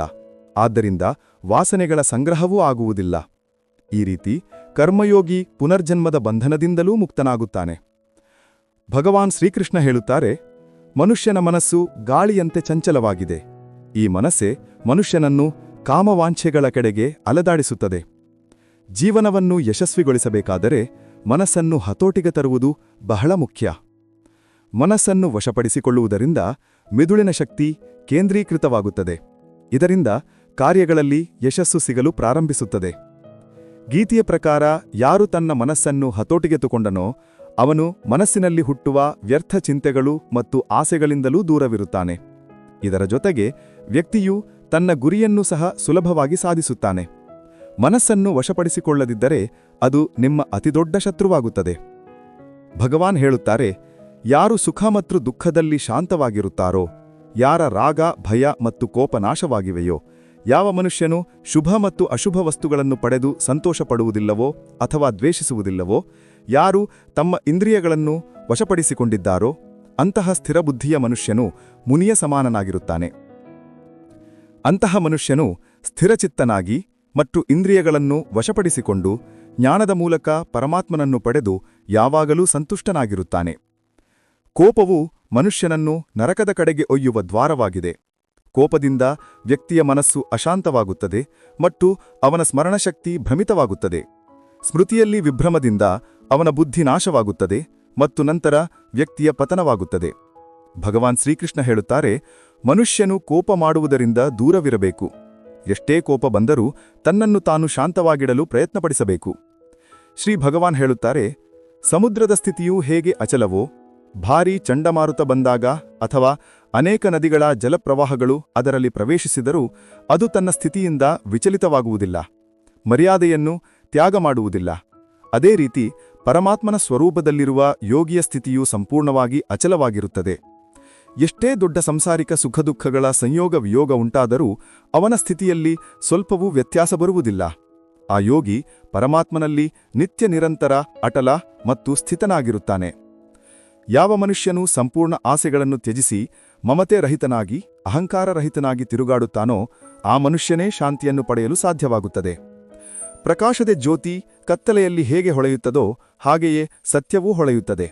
ಆದ್ದರಿಂದ ವ್ಯಕ್ತಿಯು ಯಾವಾಗಲೂ ಸತ್ಯದ ಮಾರ್ಗದಲ್ಲಿ ನಡೆಯಬೇಕು. ಸತ್ಯವು ಎಂದಿಗೂ ನಾನೇ ಸತ್ಯ ಎಂದು ಹೇಳಿಕೊಳ್ಳುವುದಿಲ್ಲ, ಬದಲಾಗಿ ಸುಳ್ಳು ಯಾವಾಗಲೂ ನಾನೇ ಸತ್ಯ ಎಂದು ಹೇಳಿಕೊಳ್ಳುತ್ತದೆ. ಈ ಸಂಪೂರ್ಣ ಸಂಸಾರದಲ್ಲಿ ಯಾವೊಬ್ಬ ವ್ಯಕ್ತಿಯೂ ಶ್ರೇಷ್ಠನಾಗಿ ಜನಿಸಿಲ್ಲ, ಬದಲಾಗಿ ಅವನ ಕರ್ಮಗಳೇ ಅವನನ್ನು ಶ್ರೇಷ್ಠನಾಗಿ ಮಾಡುತ್ತವೆ. ಸರಿಯಾದ ಕರ್ಮ ಎಂದರೆ ಅದರ ಪರಿಣಾಮಗಳು ಯಾವಾಗಲೂ ಸರಿಯಾಗಿರುವುದಲ್ಲ, ಬದಲಾಗಿ ಅದರ ಉದ್ದೇಶ ಎಂದಿಗೂ ತಪ್ಪಾಗಿರುವುದಿಲ್ಲ. ಶ್ರೇಷ್ಠ ಪುರುಷನು ಹೇಗೆ ಆಚರಿಸುತ್ತಾನೋ ಇತರ ಪುರುಷರು ಹಾಗೆಯೇ ಆಚರಿಸುತ್ತಾರೆ. ಅವನು ಯಾವ ಪ್ರಮಾಣವನ್ನು ಕೊಡುತ್ತಾನೋ ಸಮಸ್ತ ಮನುಷ್ಯ ಸಮುದಾಯವು ಅದೇ ಹೆಜ್ಜೆಗುರುತುಗಳ ಮೇಲೆ ತಮ್ಮ ಮಾರ್ಗಗಳನ್ನು ಆರಿಸಿಕೊಳ್ಳುತ್ತದೆ. ಆದ್ದರಿಂದ ಸಜ್ಜನ ವ್ಯಕ್ತಿಗಳು ಯಾವಾಗಲೂ ಉತ್ತಮವಾಗಿ ವರ್ತಿಸಬೇಕು. ಯಾವ ಮನುಷ್ಯರು ದೇವರಲ್ಲಿ ಶ್ರದ್ಧೆಯಿಡುವುದಿಲ್ಲವೋ ಆ ಅಜ್ಞಾನಿ ಮನುಷ್ಯರು ಜೀವನದಲ್ಲಿ ಎಂದಿಗೂ ಸುಖ, ಶಾಂತಿ ಮತ್ತು ಯಶಸ್ಸನ್ನು ಪಡೆಯಲು ಸಾಧ್ಯವಾಗುವುದಿಲ್ಲ. ಅಂತಹ ಮನುಷ್ಯರ ಬುದ್ಧಿ ವಿರುದ್ಧವಾಗುತ್ತದೆ. ಅವರು ಲೌಕಿಕ ಮತ್ತು ಪಾರಲೌಕಿಕ ಎಲ್ಲಾ ರೀತಿಯ ಸುಖ ಸಾಧನಗಳನ್ನು ನಶ್ವರವೆಂದು ಭಾವಿಸಲು ಪ್ರಾರಂಭಿಸುತ್ತಾರೆ. ಈ ಕಾರಣದಿಂದ ಅವರು ವಿರುದ್ಧಾಚರಣೆಗಳಲ್ಲಿ ತೊಡಗಿಕೊಳ್ಳುತ್ತಾರೆ. ಇದರ ಪರಿಣಾಮವಾಗಿ ಅವರ ಈ ಲೋಕದಲ್ಲಿ ಮತ್ತು ಪರಲೋಕದಲ್ಲಿ ಪತನವಾಗುತ್ತದೆ. ಅವರು ತಮ್ಮ ಪ್ರಸ್ತುತ ಸ್ಥಿತಿಯಿಂದಲೂ ಭ್ರಷ್ಟರಾಗುತ್ತಾರೆ ಮತ್ತು ಮರಣಾನಂತರ ತಮ್ಮ ಕರ್ಮಗರ ಫಲವನ್ನು ಅನುಭವಿಸಲು ಹಂದಿ, ನಾಯಿ ಮುಂತಾದ ನೀಚ ಯೋನಿಗಳಲ್ಲಿ ಜನಿಸಬೇಕಾಗುತ್ತದೆ ಅಥವಾ ಘೋರ ನರಕದಲ್ಲಿ ಬಿದ್ದು ಭಯಾನಕ ಯಾತನೆಗಳನ್ನು ಅನುಭವಿಸಬೇಕಾಗುತ್ತದೆ. ಭಗವಾನ್ ಶ್ರೀಕೃಷ್ಣ ಹೇಳುತ್ತಾರೆ, ಯಾವ ಮನುಷ್ಯನು ತನ್ನ ಕರ್ತವ್ಯಗಳನ್ನು ಪಾಲಿಸುತ್ತಾ ಪ್ರತಿಕೂಲ ಪರಿಸ್ಥಿತಿಗಳಲ್ಲಿಯೂ ತನ್ನ ಧರ್ಮದ ಮಾರ್ಗದಲ್ಲಿ ಅಚಲವಾಗಿರುತ್ತಾನೋ ಮತ್ತು ಆ ಕಾರಣದಿಂದ ಅವನಿಗೆ ಮರಣವಂದರೂ ಆ ಮರಣವು ಅವನಿಗೆ ಪರಮಕಲ್ಯಾಣಕಾರಕವಾಗುತ್ತದೆ ಮತ್ತು ಆ ಮನುಷ್ಯನಿಗೆ ಸ್ವರ್ಗಪ್ರಾಪ್ತಿಯಾಗುತ್ತದೆ. ಹೇ ಅರ್ಜುನ, ನನ್ನ ಮತ್ತು ನಿನ್ನ ಅನೇಕ ಜನ್ಮಗಳಾಗಿವೆ. ಅವುಗಳನ್ನೆಲ್ಲ ನೀನು ತಿಳಿಯುವುದಿಲ್ಲ, ಆದರೆ ನಾನು ತಿಳಿಯುತ್ತೇನೆ. ನಾನು ಅಜನ್ಮ ಮತ್ತು ಅವಿನಾಶಿ. ನಾನು ಸಮಸ್ತ ಜೀವಿಗಳಿಗೆ ಈಶ್ವರನಾಗಿದ್ದರೂ ನನ್ನ ಪ್ರಕೃತಿಯನ್ನು ಅಧೀನಗೊಳಿಸಿ ನನ್ನ ಯೋಗ್ಯ ಮಾಯೆಯಿಂದ ಪ್ರಕಟನಾಗುತ್ತಿರುತ್ತೇನೆ. ಯಾವಾಗ ಈ ಭೂಮಿಯ ಮೇಲೆ ಧರ್ಮಕ್ಕೆ ಹಾನಿಯಾಗಿ ಅಧರ್ಮದ ವೃದ್ಧಿಯಾಗುತ್ತದೆಯೋ ಆಗ ಅಧರ್ಮದ ವಿನಾಶ ಮತ್ತು ಧರ್ಮದ ಪುನರ್ಸ್ಥಾಪನೆಗಾಗಿ ನಾನು ನನ್ನ ಒಂದು ಹೊಸ ರೂಪವನ್ನು ರಚಿಸುತ್ತೇನೆ ಮತ್ತು ಜನರ ಮುಂದೆ ಪ್ರಕಟನಾಗುತ್ತಿರುತ್ತೇನೆ. ಮನುಷ್ಯರು ನನ್ನ ಯಾವ ರೂಪವನ್ನು ಪೂಜಿಸುತ್ತಾರೋ ನಾನು ಅವರಿಗೆ ಅವರ ಭಾವನೆಗನುಗುಣವಾಗಿ ಅದೇ ರೂಪದಲ್ಲಿ ದರ್ಶನ ನೀಡುತ್ತೇನೆ. ಮನುಷ್ಯರು ಯಾವ ಯಾವ ಭಾವದಿಂದ ನನ್ನನ್ನು ಉಪಾಸಿಸುತ್ತಾರೋ ನಾನು ಅವರ ಆ ಭಾವವನ್ನೇ ಅನುಸರಿಸುತ್ತೇನೆ. ಯಾರು ನನ್ನ ಚಿಂತನೆ ಮಾಡುತ್ತಾರೋ ನಾನು ಅವನ ಚಿಂತನೆ ಮಾಡುತ್ತೇನೆ. ಯಾರು ನನ್ನ ಬಗ್ಗೆ ವ್ಯಾಕುಲನಾಗುತ್ತಾನೋ ಅವನ ಬಗ್ಗೆ ನಾನು ಸಹ ವ್ಯಾಕುಲನಾಗುತ್ತೇನೆ. ಯಾರು ನನಗೆ ತನ್ನ ಸರ್ವಸ್ವವನ್ನು ಅರ್ಪಿಸುತ್ತಾನೋ ನಾನು ಅವನಿಗೆ ನನ್ನ ಸರ್ವಸ್ವವನ್ನು ಅರ್ಪಿಸುತ್ತೇನೆ. ಈ ಮನುಷ್ಯಲೋಕದಲ್ಲಿ ಸಾಂಸಾರಿಕ ಭೋಗಕ್ಕಾಗಿ ಜನರು ಇಂದ್ರಾದಿ ದೇವತೆಗಳನ್ನು ಉಪಾಸಿಸುತ್ತಾರೆ. ಏಕೆಂದರೆ ದೇವತೆಗಳನ್ನು ಪೂಜಿಸುವವರಿಗೆ ಅವರ ಉಪಾಸನೆಯ ಫಲ ತಕ್ಷಣ ಸಿಗುತ್ತದೆ. ಆದರೆ ನಾನು ಹಾಗೆ ಮಾಡುವುದಿಲ್ಲ. ನನ್ನ ಭಕ್ತರು ಸಕಾಮಭಾವದಿಂದಲೂ ನನ್ನ ಭಜನೆ ಮಾಡಿದರೂ ನಾನು ಅವರ ಆ ಕಾಮನೆಯನ್ನು ಪೂರ್ಣಗೊಳಿಸುತ್ತೇನೆ. ಇದರಿಂದ ಅವರ ವಿಷಯಗಳ ಮೇಲಿನ ವೈರಾಗ್ಯ ಹೆಚ್ಚಾಗಿ ನನ್ನಲ್ಲಿ ಪ್ರೇಮ ಮತ್ತು ವಿಶ್ವಾಸ ಹೆಚ್ಚುತ್ತದೆ. ಆದ್ದರಿಂದ ಸಾಂಸಾರಿಕ ಮನುಷ್ಯನಿಗೆ ನನ್ನ ಭಕ್ತಿಯ ಫಲವು ತಕ್ಷಣ ಸಿಗುವುದು ಕಾಣಿಸುವುದಿಲ್ಲ, ಮತ್ತು ಆದ್ದರಿಂದ ಆ ಮಂದಬುದ್ಧಿಯ ಮನುಷ್ಯರು ಕರ್ಮಗಳ ಫಲವನ್ನು ತಕ್ಷಣ ಪಡೆಯುವ ಇಚ್ಛೆಯಿಂದ ಇತರ ದೇವತೆಗಳನ್ನೇ ಪೂಜಿಸುತ್ತಾರೆ. ಮನುಷ್ಯನು ಯಾವಾಗಲೂ ತನ್ನ ಅದೃಷ್ಟವನ್ನು ದೂರುತ್ತಾನೆ. ಅದೃಷ್ಟಕ್ಕಿಂತ ಅವನ ಕರ್ಮವೇ ಮುಖ್ಯ ಎಂದು ತಿಳಿದಿದ್ದರೂ ಅದು ಅವನ ಸ್ವಂತ ಕೈಗಳಲ್ಲಿದೆ. ಏನಾಯಿತು? ಅದು ಒಳ್ಳೆಯದಾಯಿತು. ಏನಾಗುತ್ತಿದೆ? ಅದು ಕೂಡ ಒಳ್ಳೆಯದಾಗುತ್ತಿದೆ. ಏನಾಗುವುದೋ ಅದು ಕೂಡ ಒಳ್ಳೆಯದೇ. ಕಳೆದು ಹೋದದ್ದಕ್ಕೆ ನೀನು ಪಶ್ಚಾತ್ತಾಪ ಪಡಬೇಡ ಮತ್ತು ಭವಿಷ್ಯದ ಚಿಂತೆಯನ್ನೂ ಮಾಡಬೇಡ. ಈಗ ವರ್ತಮಾನ ನಡೆಯುತ್ತಿದೆ. ಯಾವ ಪುರುಷನು ಯಾರನ್ನೂ ದ್ವೇಷಿಸುವುದಿಲ್ಲವೋ ಮತ್ತು ಯಾವುದನ್ನೂ ಆಕಾಂಕ್ಷಿಸುವುದಿಲ್ಲವೋ ಅಂತಹ ಕರ್ಮಯೋಗಿ ಪುರುಷನು ಸನ್ಯಾಸಿಯ ಸಮಾನನಾಗಿದ್ದಾನೆ, ಮತ್ತು ಆ ಪುರುಷನು ಸುಖವಾಗಿ ಸಾಂಸಾರಿಕ ಬಂಧನಗಳಿಂದ ಮುಕ್ತನಾಗುತ್ತಾನೆ. ನಾನು ಯಾರ ಅದೃಷ್ಟವನ್ನೂ ನಿರ್ಮಿಸುವುದಿಲ್ಲ ಮತ್ತು ಯಾರ ಕರ್ಮಫಲವನ್ನೂ ನಿರ್ಮಿಸುವುದಿಲ್ಲ. ಮನುಷ್ಯನು ತನ್ನಿಂದಲೇ ಮಾಡಿದ ಕರ್ಮಗಳ ಫಲವನ್ನೇ ಅನುಭವಿಸುತ್ತಾನೆ ಮತ್ತು ಅದರಿಂದಲೇ ಅವನ ಅದೃಷ್ಟವು ನಿರ್ಮಾಣವಾಗುತ್ತದೆ. ಮನುಷ್ಯನು ತಾನೇ ತನ್ನ ಮಿತ್ರ ಮತ್ತು ತಾನೇ ತನ್ನ ಅತಿದೊಡ್ಡ ಶತ್ರುವೂ ಹೌದು. ಜ್ಞಾನಿ ಮನುಷ್ಯನು ಕರ್ಮಯೋಗ ಅಥವಾ ಭಕ್ತಿಯೋಗದಿಂದ ಒಂದೇ ಜನ್ಮದಲ್ಲಿ ಈ ಸಮುದ್ರರೂಪಿ ಸಂಸಾರದಿಂದ ಹೊರಬಂದು ಪರಮಾತ್ಮನನ್ನು ಪಡೆಯುತ್ತಾನೆ, ಮತ್ತು ಅಜ್ಞಾನಿ ಮನುಷ್ಯನು ಕಾಮ, ಕ್ರೋಧ, ಲೋಭ, ಮೋಹಗಳಲ್ಲಿ ಸಿಕ್ಕಿಹಾಕಿಕೊಂಡು 84 ಲಕ್ಷ ಯೋನಿಗಳಲ್ಲಿ ಅಲೆದಾಡುತ್ತಾನೆ. ಭಗವಾನ್ ಶ್ರೀಕೃಷ್ಣ ಹೇಳುತ್ತಾರೆ, ಭಗವತ್ಪ್ರಾಪ್ತಿಗಾಗಿ ಕರ್ಮ ಮಾಡುವ ಯಾವುದೇ ಮನುಷ್ಯನೂ ದುರ್ಗತಿಯನ್ನು ಪಡೆಯುವುದಿಲ್ಲ. ಈ ಲೋಕದಲ್ಲಿ ಅಥವಾ ಪರಲೋಕದಲ್ಲಿ ಅವನು ಎಲ್ಲಿಯೇ ಇದ್ದರೂ ಅವನು ಪರಮಾತ್ಮನ ಮಾರ್ಗದಲ್ಲಿ ಮುಂದಕ್ಕೆ ಸಾಗಿದ್ದೇ ಇರುತ್ತಾನೆ. ಹೇ ಅರ್ಜುನ, ಯಾರ ಬುದ್ಧಿಯನ್ನು ಮಾಯೆಯು ಕದ್ದಿದೆಯೋ, ಯಾರು ಉದ್ದೇಶಪೂರ್ವಕವಾಗಿ ಪಾಪಕರ್ಮಗಳಲ್ಲಿಯೇ ತೊಡಗಿದ್ದಾರೋ, ಯಾರು ನನ್ನನ್ನು ತಿಳಿಯಲು ಪ್ರಯತ್ನಿಸುವುದಿಲ್ಲವೋ ಅಂತಹ ಮನುಷ್ಯರಿಲೇ ಜೀವನದಲ್ಲಿ ಮತ್ತು ಜೀವನದ ನಂತರದ ಜೀವನದಲ್ಲಿಯೂ ಕಷ್ಟಗಳಿಂದ ಮುಕ್ತಿ ಸಿಗುವುದಿಲ್ಲ. ಯಾವ ಮನುಷ್ಯನು ಅಂತ್ಯಕಾಲದಲ್ಲಿ ನನ್ನನ್ನು ಸ್ಮರಿಸುತ್ತಾ ದೇಹ ತ್ಯಾಗ ಮಾಡುತ್ತಾನೋ ಅವನು ನನ್ನ ಪರಮಧಾಮವನ್ನು ಪಡೆಯುತ್ತಾನೆ. ಇದರಲ್ಲಿ ಯಾವುದೇ ಸಂಶಯವಿಲ್ಲ.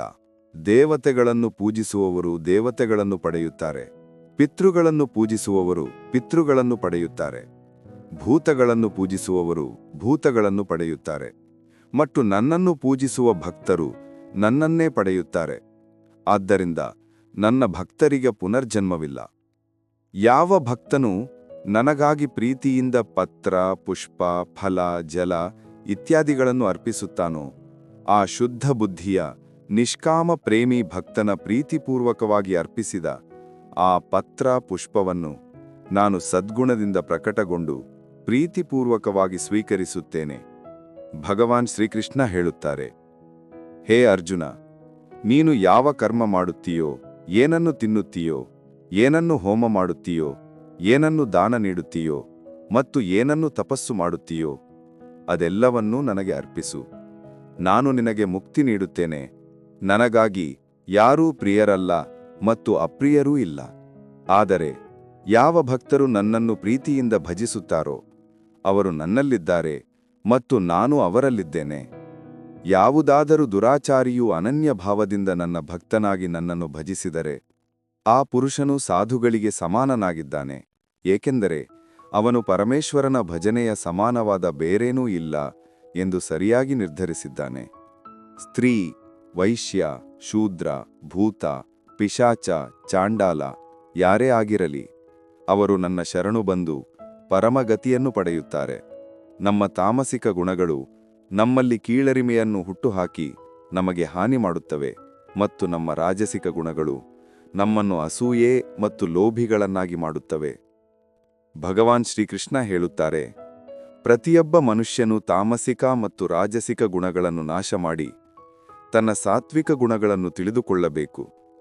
ಸಾತ್ವಿಕ ಗುಣಗಳು ಆತ್ಮವನ್ನು ತನ್ನ ಸುತ್ತಲಿನ ಎಲ್ಲದರೊಂದಿಗೂ ಜೋಡಿಸುತ್ತವೆ ಮತ್ತು ಅವುಗಳನ್ನು ಪ್ರೀತಿಸಲು ಕಲಿಸುತ್ತವೆ. ಯಾರ ಒಳ್ಳೆಯದನ್ನು ಮಾಡಲು ಸಾಧ್ಯವಾಗದಿದ್ದರೆ ಕೆಟ್ಟದ್ದನ್ನೂ ಮಾಡಬೇಡಿ, ಏಕೆಂದರೆ ಜಗತ್ತು ದುರ್ಬಲವಾಗಿದೆ, ಆದರೆ ಜಗತ್ತನ್ನು ಸೃಷ್ಟಿಸಿದವನು ದುರ್ಬಲನಲ್ಲ. ಜೀವನದಲ್ಲಿ ನಾವು ಎಷ್ಟು ಸರಿಯಾಗಿದ್ದೇವೆ ಮತ್ತು ಎಷ್ಟು ತಪ್ಪಾಗಿದ್ದೇವೆ ಎಂದು ಕೇವಲ ಇಬ್ಬರು ಮಾತ್ರ ತಿಳಿಯುತ್ತಾರೆ. ಒಬ್ಬರು ಪರಮಾತ್ಮ ಮತ್ತು ಇನ್ನೊಬ್ಬರು ನಮ್ಮ ಅಂತರಾತ್ಮ. ನಿಮ್ಮನ್ನು ದೇವರಿಗೆ ಸಮರ್ಪಿಸಿಕೊಳ್ಳಿ, ಇದೇ ಅತಿದೊಡ್ಡ ಆಸರೆ. ಯಾರು ಈ ಆಸರೆಯನ್ನು ಗುರುತಿಸಿದ್ದಾರೋ ಅವರು ಭಯ, ಚಿಂತೆ ಮತ್ತು ದುಃಖಗಳಿಂದ ಮುಕ್ತರಾಗಿರುತ್ತಾರೆ. ಮನುಷ್ಯನು ಮೊದಲು ತನ್ನನ್ನು ತಾನೇ ವಿಶ್ಲೇಷಿಸಬೇಕು, ಅಂದರೆ ತನ್ನ ಬಗ್ಗೆ ತಿಳಿದುಕೊಳ್ಳಬೇಕು. ತನ್ನ ಸಾಮರ್ಥ್ಯ ಮತ್ತು ಯೋಗ್ಯತೆಯನ್ನು ತಿಳಿದುಕೊಳ್ಳುವುದೇ ಮನುಷ್ಯನಿಗೆ ಆತ್ಮಜ್ಞಾನವನ್ನು ನೀಡಬಲ್ಲದು. ಮನುಷ್ಯನು ತನ್ನ ಬಗ್ಗೆ ತಿಳಿದುಕೊಳ್ಳುವವರಿಗೆ ಆ ಮನುಷ್ಯನ ಉದ್ಧಾರವಾಗುವುದಿಲ್ಲ. ಶ್ರೀಮದ್ ಭಗವದ್ಗೀತೆಯಲ್ಲಿ ಭಗವಾನ್ ಶ್ರೀಕೃಷ್ಣ ಹೇಳುತ್ತಾರೆ, ಪ್ರತಿಯೊಬ್ಬ ಮನುಷ್ಯನು ತನ್ನ ಮೇಲೆ ಸಂಪೂರ್ಣ ನಂಬಿಕೆ ಇಡಬೇಕು, ಏಕೆಂದರೆ ಯಾರು ತಮ್ಮ ಮೇಲೆ ನಂಬಿಕೆ ಇಡುತ್ತಾರೋ ಅವರು ಖಂಡಿತವಾಗಿಯೂ ಯಶಸ್ಸನ್ನು ಪಡೆಯುತ್ತಾರೆ. ಯಾರು ಹೇಗೆ ನಂಬುತ್ತಾರೋ ಅಂತಿಮವಾಗಿ ಹಾಗೇ ಆಗುತ್ತಾರೆ ಎಂದು ಸಹ ಹೇಳಲಾಗುತ್ತದೆ. ಸುಖ ಮತ್ತು ದುಃಖಗಳು ಚಳಿ ಮತ್ತು ಬಿಸಿಲಿನಂತೆ. ಇಂದು ದುಃಖವಿದ್ದರೆ ನಾಳೆ ಸುಖವೂ ಖಂಡಿತ ಇರುತ್ತದೆ. ಆದ್ದರಿಂದ ಈ ಎರಡೂ ಪರಿಸ್ಥಿತಿಗಳಲ್ಲಿ ಮನುಷ್ಯನು ಸಂಯಮದಿಂದ ಕೆಲಸ ಮಾಡಬೇಕು. ಈಶ್ವರನೊಂದಿಗೆ ಸೇರಿದ ತಕ್ಷಣವೇ ಜೀವನದಲ್ಲಿ ಸಂತೋಷ, ನೆಮ್ಮದಿ, ಸಂಯಮ, ಸಹನಶಕ್ತಿ, ಪ್ರೀತಿ, ಹೊಸ ಶಕ್ತಿ, ಜೀವನದ ಸರಿಯಾದ ಮಾರ್ಗ ಮತ್ತು ತೃಪ್ತಿ ಖಂಡಿತ ಪ್ರಾರಂಭವಾಗುತ್ತದೆ. ಮತ್ತು ನಮ್ಮ ಮನಸ್ಸು ನೋವಿನಿಂದ ಹೇಗೆ ಮುಕ್ತವಾಗುತ್ತದೆ ಎಂಬುದು ನಮಗೆ ತಿಳಿಯುವುದೇ ಇಲ್ಲ. ಯಾವ ಮನುಷ್ಯನು ತನ್ನ ಎಲ್ಲಾ ಕೆಲಸಗಳಲ್ಲಿ ಮನಸ್ಸಿಟ್ಟು ಕೆಲಸ ಮಾಡುತ್ತಾನೋ ಮತ್ತು ಸಣ್ಣಪುಟ್ಟ ಕೆಲಸಗಳಲ್ಲಿಯೂ ಸಂತೋಷವನ್ನು ಕಂಡುಕೊಳ್ಳುತ್ತಾನೋ ಅಂತಹ ಜನರು ಖಂಡಿತವಾಗಿಯೂ ಕೊನೆಗೆ ಯಶಸ್ಸನ್ನು ಪಡೆಯುತ್ತಾರೆ. ಮತ್ತೊಂದು ಕಡೆ ತಮ್ಮ ಕೆಲಸವನ್ನು ಒಂದು ಭಾರವೆಂದು ಭಾವಿಸಿ ಕೇವಲ ಮುಗಿಸಿ ಹಾಕಲು ಬಯಸುವ ಮತ್ತು ತಮ್ಮ ಯಾವುದೇ ಕೆಲಸವನ್ನು ಸರಿಯಾಗಿ ಮಾಡದ ಮನುಷ್ಯರೂ ಇರುತ್ತಾರೆ. ಅಂತಹ ಜನರು ತಮ್ಮ ಜೀವನದಲ್ಲಿ ಯಾವಾಗಲೂ ಹಿಂದೆ ಉಳಿಯುತ್ತಾರೆ. ಸ್ವಾರ್ಥಿ ಸ್ವಭಾವದವರು, ತಮ್ಮ ಸ್ವಾರ್ಥ ಸಾಧನೆಯಲ್ಲಿ ಮಾತ್ರ ತೊಡಗಿಸಿಕೊಂಡವರು, ಇತರರ ಹಿತದ ಬಗ್ಗೆ ತಲೆಕೆಡಿಸಿಕೊಳ್ಳದವರು, ಅಂತಹ ಜನರ ಒಳಿತಾಗುವುದಿಲ್ಲ. ಶ್ರೀಕೃಷ್ಣನು ಗೀತಾಸಾರದಲ್ಲಿ ಈ ಉಪದೇಶದ ಮೂಲಕ ಅಂತಹ ಜನರಿಗೆ ಒಂದು ದೊಡ್ಡ ಪಾಠವನ್ನು ಹೇಳಿದ್ದಾನೆ. ಭಗವಾನ್ ಹೇಳುತ್ತಾರೆ, ಸ್ವಾರ್ಥವು ಕನ್ನಡಿಯ ಮೇಲೆ ಹರಡಿದ ಧೂಳಿನಂತೆ. ಇದರಿಂದ ವ್ಯಕ್ತಿಯು ತನ್ನ ಪ್ರತಿಬಿಂಬವನ್ನೇ ನೋಡಲು ಸಾಧ್ಯವಾಗುವುದಿಲ್ಲ. ಮನುಷ್ಯನ ಸ್ವಾರ್ಥವು ಅವನನ್ನು ಇತರ ಜನರಿಂದ ದೂರವಿಟ್ಟು ನಕಾರಾತ್ಮಕ ಪರಿಸ್ಥಿತಿಗಳ ಕಡೆಗೆ ತಳ್ಳುತ್ತದೆ. ಇದರಿಂದ ವ್ಯಕ್ತಿಯು ಏಕಾಂಗಿಯಾಗುತ್ತಾನೆ. ನೀವು ನಿಮ್ಮ ಜೀವನವನ್ನು ಸಂತೋಷದಿಂದ ಕಳೆಯಬೇಕೆಂದು ಬಯಸಿದರೆ ನಿಮ್ಮ ಬಳಿ ಸ್ವಾರ್ಥವು ಎಂದಿಗೂ ಬರದಂತೆ ನೋಡಿಕೊಳ್ಳುವುದು ಅಗತ್ಯವಾಗಿದೆ. ಏಕೆಂದರೆ ಸ್ವಾರ್ಥಿ ಮನುಷ್ಯರು ತಮ್ಮ ಸ್ವಾರ್ಥವನ್ನು ಸಾಧಿಸಲು ಮಾತ್ರ ಸ್ನೇಹ ಮಾಡುತ್ತಾರೆ. ದೇವರು ಯಾವಾಗಲೂ ಮನುಷ್ಯರೊಂದಿಗೆ ಇದ್ದಾರೆ. ಈ ಪ್ರಭಾವಶಾಲಿ ಸತ್ಯವನ್ನು ಒಪ್ಪಿಕೊಂಡರೆ ಆ ವ್ಯಕ್ತಿಯ ಜೀವನವು ಸಂಪೂರ್ಣವಾಗಿ ಬದಲಾಗುತ್ತದೆ. ಸೃಷ್ಟಿಕರ್ತ ದೇವರು ಆತನೇ ಸಂಪೂರ್ಣ ಜಗತ್ತನ್ನು ನಡೆಸುತ್ತಿದ್ದಾನೆ. ಮನುಷ್ಯನು ಕೇವಲ ದೇವರ ಕೈಯ ಬೊಂಬೆ. ಆದ್ದರಿಂದ ಮನುಷ್ಯನು ತನ್ನ ಭವಿಷ್ಯ ಅಥವಾ ಭೂತಕಾಲದ ಬಗ್ಗೆ ಎಂದಿಗೂ ಚಿಂತಿಸಬಾರದು. ಏಕೆಂದರೆ ಪ್ರತಿಯೊಂದು ಕಠಿಣ ಪರಿಸ್ಥಿತಿಯಲ್ಲಿ ದೇವರು ಮನುಷ್ಯನ ಜೊತೆಗಿರುತ್ತಾನೆ ಮತ್ತು ಅವನನ್ನು ಕಷ್ಟಗಳಿಂದ ಹೊರತರಲು ಸಹಾಯ ಮಾಡುತ್ತಾನೆ. ಆದ್ದರಿಂದ ನಾವೆಲ್ಲರೂ ದೇವರಲ್ಲಿ ನಂಬಿಕೆ ಇಡಬೇಕು. ಶ್ರೀಮದ್ ಭಗವದ್ಗೀತೆಯಲ್ಲಿ ಶ್ರೀಕೃಷ್ಣನು ಈ ಉಪದೇಶವನ್ನು ನೀಡಿದ್ದಾನೆ. ನಿಮ್ಮ ಕೆಲಸಕ್ಕೆ ಮೊದಲು ಆದ್ಯತೆ ನೀಡಿ ಮತ್ತು ಮೊದಲು ನಿಮ್ಮ ಕೆಲಸವನ್ನು ಪೂರ್ಣಗೊಳಿಸಲು ಪ್ರಯತ್ನಿಸಿ, ನಂತರವೇ ಇತರರ ಕೆಲಸ ಮಾಡಿ. ಏಕೆಂದರೆ ತಮ್ಮ ಕೆಲಸವನ್ನು ಮೊದಲು ಮಾಡದೆ ಇತರರ ಕೆಲಸ ಮಾಡುವ ಜನರು ಹೆಚ್ಚಾಗಿ ತೊಂದರೆಗೊಳಗಾಗುತ್ತಾರೆ. ಮನುಷ್ಯನು ತನ್ನ ಹೃದಯದಿಂದ ಏನನ್ನು ದಾನ ಮಾಡಬಲ್ಲನೋ ಅದನ್ನು ತನ್ನ ಕೈಗಳಿಂದ ಮಾಡಲು ಸಾಧ್ಯವಿಲ್ಲ, ಮತ್ತು ಮೌನವಾಗಿ ಏನನ್ನು ಹೇಳಬಲ್ಲನೋ ಅದನ್ನು ಶಬ್ದಗಳಿಂದ ಹೇಳಲು ಸಾಧ್ಯವಿಲ್ಲ. ನಮ್ಮ ವ್ಯಾಪ್ತಿಯಿಂದ ಹೊರಗಿರುವ ವಿಷಯದಲ್ಲಿ ಸಮಯ ವ್ಯರ್ಥ ಮಾಡುವುದು ಮೂರ್ಖತನವೇ ಆಗುತ್ತದೆ. ಯಾವುದೇ ವ್ಯಕ್ತಿಗೆ ಸಮಯಕ್ಕಿಂತ ಮುಂಚೆ ಅಥವಾ ಅದೃಷ್ಟಕ್ಕಿಂತ ಹೆಚ್ಚು ಏನೂ ಸಿಗುವುದಿಲ್ಲ. ಆದರೆ ಅದನ್ನು ಪಡೆಯಲು ಯಾವಾಗಲೂ ಪ್ರಯತ್ನಶೀಲನಾಗಿರಬೇಕು. ಕೃಷ್ಣ ಹೇಳುತ್ತಾರೆ, ಯಾವ ಮನುಷ್ಯರು ನನ್ನ ಮೇಲೆ ಮನಸ್ಸಿಡುತ್ತಾರೋ, ನನ್ನ ಭಕ್ತಿ ಮಾಡುತ್ತಾರೋ, ಅವರಿಗೆ ನಾನು ಅವರ ಬಳಿ ಇಲ್ಲದ ಎಲ್ಲವನ್ನೂ ನೀಡುತ್ತೇನೆ ಮತ್ತು ಅವರ ಬಳಿ ಇರುವುದನ್ನು ನಾನು ರಕ್ಷಿಸುತ್ತೇನೆ. ಆದ್ದರಿಂದ ನಮ್ಮ ಕೆಟ್ಟ ಸಮಯದಲ್ಲಿ ಪರಮಾತ್ಮನ ಮೇಲೆ ನಂಬಿಕೆ ಇಡುವುದು ಬಹಳ ಮುಖ್ಯ. ಭಗವಾನ್ ಶ್ರೀಕೃಷ್ಣ ಹೇಳುತ್ತಾರೆ, ಎಷ್ಟೇ ಕೆಟ್ಟ ಸಮಯ ಬಂದರೂ ಎಂದಿಗೂ ವಿಚಲಿತರಾಗಬಾರದು, ಬದಲಿಗೆ ದೃಢವಾಗಿ ಅದನ್ನು ಎದುರಿಸಬೇಕು. ಏಕೆಂದರೆ ಈ ಸಂಸಾರದ ನಿಯಮ, ಬಂದವನು ದುಃಖವನ್ನು ಎದುರಿಸಲೇಬೇಕು. ಅಳುವುದು ಮತ್ತು ಚಿಂತಿಸುವುದರಿಂದ ಯಾವುದೇ ಪ್ರಯೋಜನವಿಲ್ಲ.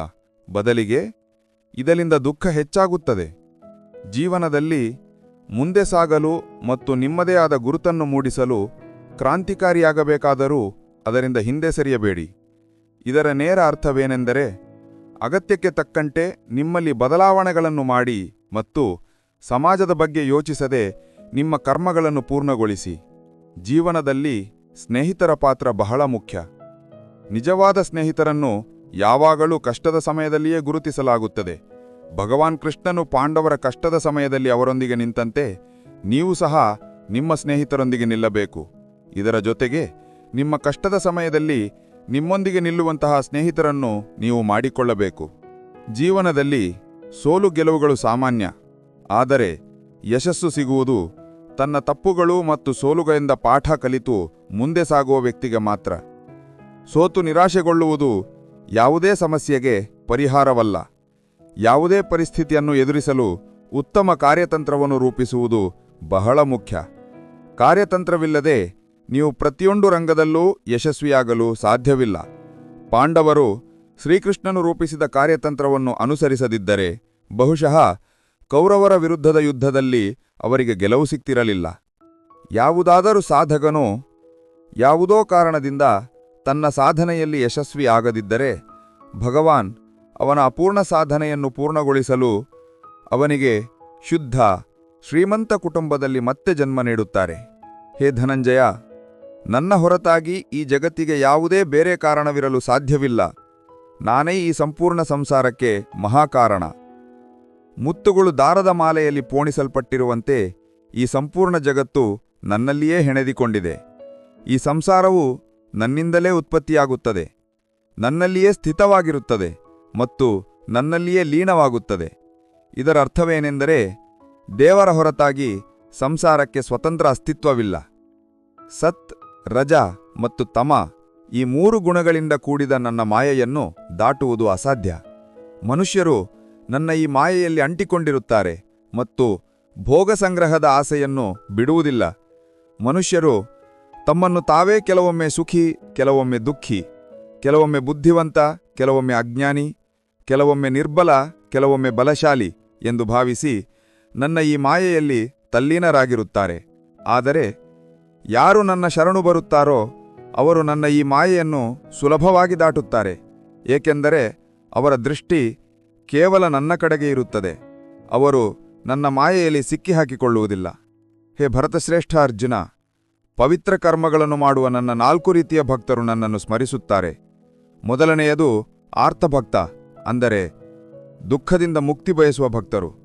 ಎರಡನೆಯದು ಅರ್ಥಾರ್ಥಿ ಭಕ್ತ, ಅಂದರೆ ಧನಸಂಪತ್ತನ್ನು ಬಯಸುವ ಭಕ್ತರು. ಮೂರನೆಯದು ಜಿಜ್ಞಾಸು ಭಕ್ತ, ಅಂದರೆ ನನ್ನನ್ನು ಮಾತ್ರ ತಿಳಿಯಲು ಬಯಸುವ ಭಕ್ತರು. ನಾಲ್ಕನೆಯದು ಜ್ಞಾನಿ ಭಕ್ತ, ಅಂದರೆ ನನ್ನನ್ನು ಜ್ಞಾನಸಹಿತ ತಿಳಿಯುವ ಭಕ್ತರು. ಇದರ ಬಗ್ಗೆ ಸ್ವಲ್ಪ ಅರ್ಥ ಮಾಡಿಕೊಳ್ಳೋಣ. ಆರ್ತ ಭಕ್ತ ಎಂದರೆ ಪ್ರಾಣ ಸಂಕಟ ಬಂದಾಗ ಸಂಕಟವನ್ನು ದೂರ ಮಾಡಲು ಕೇವಲ ಭಗವಾನನ್ನು ಮಾತ್ರ ಕರೆಯುವವರು. ಕಷ್ಟದ ನಿವಾರಣೆಯನ್ನು ಕೇವಲ ಭಗವಾನ್ನಿಂದಲೇ ಬಯಸುವವರು, ಬೇರೆ ಯಾರಿಂದಲೂ ಅಲ್ಲ.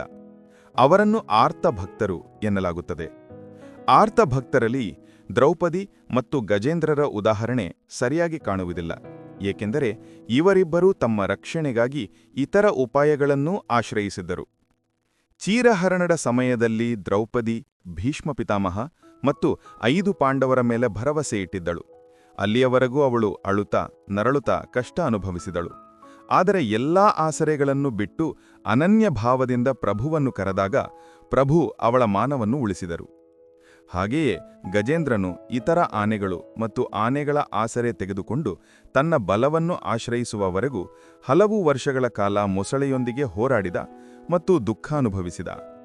ಎಲ್ಲಾ ಆಸರೆಗಳು ಮುಗಿದ ನಂತರ ಅವನು ಓಂ ನಮೋ ಭಗವತೆ ಎಂದು ಹರಿಯನ್ನು ಕರೆದಾಗ ಭಗವಾನ್ ತಕ್ಷಣ ಬಂದು ಮೊಸಳೆಯ ಬಾಯಿಯನ್ನು ಸೀಳಿ ಗಜೇಂದ್ರನನ್ನು ಉದ್ಧರಿಸಿದರು. ಆರ್ತಭಕ್ತರಲ್ಲಿ ಅಭಿಮನ್ಯುವಿನ ಪತ್ನಿ ಉತ್ತರೆಯ ಉದಾಹರಣೆ ಸರಿಯಾಗಿದೆ ಎಂದು ತೋರುತ್ತದೆ, ಏಕೆಂದರೆ ಅವಳಿಗೆ ಸಂಕಟ ಬಂದಾಗ ಅವಳು ಭಗವಾನ್ ಶ್ರೀಕೃಷ್ಣನ ಹೊರತಾಗಿ ಬೇರೆ ಯಾವುದೇ ಉಪಾಯವನ್ನು ಆಶ್ರಯಿಸಲಿಲ್ಲ. ಅವಳು ನೇರವಾಗಿ ಭಗವಾನ್ಗೆ ನಿವೇದಿಸಿಕೊಂಡಳು. ಅವಳು ಶ್ರೀ ಭಗವಾನ್ಗೆ ಹೇಳಿದಳು, ಹೇ ಜಗತ್ಪತಿ, ಈ ಉರಿಯುತ್ತಿರುವ ಅಶ್ವತ್ಥಾಮನ ಬಾಣ ನನ್ನ ಗರ್ಭವನ್ನು ನಾಶ ಮಾಡಲು ಬರುತ್ತಿದೆ, ನನ್ನನ್ನು ರಕ್ಷಿಸಿ. ತಕ್ಷಣವೇ ಉತ್ತರೆಯ ಗರ್ಭವನ್ನು ಪ್ರವೇಶಿಸಿ ಭಗವಾನ್ ಗರ್ಭವನ್ನು ರಕ್ಷಿಸಿದರು ಮತ್ತು ಪರೀಕ್ಷಿತನನ್ನು ಉಳಿಸಿದರು. ಅರ್ಥಾರ್ಥಿ ಭಕ್ತ ಎಂದರೆ ಯಾರಿಗೆ ತಮ್ಮ ಸುಖ ಸೌಕರ್ಯಗಳಿಗಾಗಿ ಧನಸಂಪತ್ತನ್ನು ಪಡೆಯುವ ಇಚ್ಛೆಯಿರುತ್ತದೆಯೋ, ಆದರೆ ಅದನ್ನು ಕೇವಲ ಭಗವಾನ್ನಿಂದಲೇ ಬಯಸುವವರು, ಇತರರಿಂದ ಅಲ್ಲ. ಅಂತಹ ಭಕ್ತರನ್ನು ಅರ್ಥಾರ್ಥಿ ಭಕ್ತ ಎನ್ನಲಾಗುತ್ತದೆ.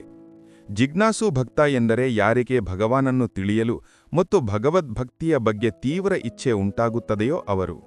ಜಿಜ್ಞಾಸು ಭಕ್ತರಲ್ಲಿ ಉದ್ಧವಜಿಯವರ ಹೆಸರನ್ನು ಹೇಳಲಾಗುತ್ತದೆ. ಭಗವಾನ್ ಉದ್ಧವಜಿಯವರಿಗೆ ದಿವ್ಯಜ್ಞಾನದ ಉಪದೇಶವನ್ನು ನೀಡಿದರು. ಅದು ಉದ್ಧವಗೀತೆ ಎಂಬ ಹೆಸರಿನಿಂದಲೂ ಪ್ರಸಿದ್ಧವಾಗಿದೆ.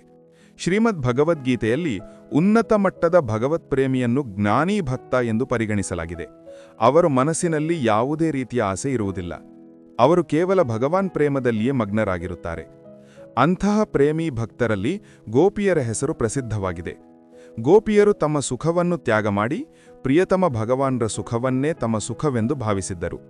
ಜ್ಞಾನಿ ಅಂದರೆ ಪ್ರೇಮಿ ಭಕ್ತನು ಭಗವಾನನಿಂದ ಏನನ್ನು ಬಯಸುವುದಿಲ್ಲ. ಆದ್ದರಿಂದ ಅವನು ಭಗವಾನನ ಶ್ರೇಷ್ಠ ಭಕ್ತ. ಕೆಟ್ಟ ಜನರು ಯಾವಾಗಲೂ ಕೆಟ್ಟ ಕೆಲಸಗಳನ್ನು ಮಾಡುತ್ತಾರೆ, ಆದರೂ ಅವರು ಜೀವನದಲ್ಲಿ ಸಂತೋಷವಾಗಿ ಮತ್ತು ಸಂಪನ್ನರಾಗಿರುತ್ತಾರೆ. ಆದರೆ ಒಳ್ಳೆಯ ಜನರು ಜೀವನದುದ್ದಕ್ಕೂ ಒಳ್ಳೆಯ ಕೆಲಸಗಳನ್ನು ಮಾಡಿದರೂ ಅವರಿಗೆ ಅಪಮಾನ ಮತ್ತು ನೋವೇ ಸಿಗುತ್ತದೆ. ಹೆಚ್ಚಾಗಿ ಜನರ ಮನಸ್ಸಿನಲ್ಲಿ ಒಳ್ಳೆಯ ಕೆಲಸ ಮಾಡುವವರಿಗೆ ಏಕೆ ತೊಂದರೆಗಳು ಬರುತ್ತದೆ, ಆದರೆ ಕೆಟ್ಟ ಕೆಲಸ ಮಾಡುವವರು ಸಂತೋಷವಾಗಿ ಇದ್ದು ಜೀವನವನ್ನು ಆನಂದಿಸುತ್ತಿರುತ್ತಾರೆ. ಹೆಚ್ಚಾಗಿ ಜನರು ಈಗ ಒಳ್ಳೆಯತನಕ್ಕೆ ಕಾಲವೇ ಇಲ್ಲ ಎಂದು ಯೋಚಿಸುತ್ತಾರೆ. ನಿಮ್ಮ ಮನಸ್ಸಿನಲ್ಲಿಯೂ ಈ ಪ್ರಶ್ನೆ ಬಂದಿದ್ದರೆ ಇಂದು ನೀವು ಇದರ ಉತ್ತರವನ್ನು ಕೇಳಿ. ಈ ಉತ್ತರ ಭಗವತ್ಕಥೆಯಲ್ಲಿ ಬರೆದಿರುವುದು ಮತ್ತು ಶ್ರೀಕೃಷ್ಣನು ಅರ್ಜುನನಿಗೆ ಹೇಳಿದ್ದು. ಭಾಗವತದಲ್ಲಿ ವರ್ಣನೆಯಾದ ಕಥೆಯ ಪ್ರಕಾರ ಅರ್ಜುನನ ಮನಸ್ಸಿನಲ್ಲಿ ಯಾವಾಗ ದ್ವಂದ್ವ ಉಂಟಾದರೂ ಅವನು ಶ್ರೀಕೃಷ್ಣನ ಬಳಿ ಹೋಗುತ್ತಿದ್ದನು.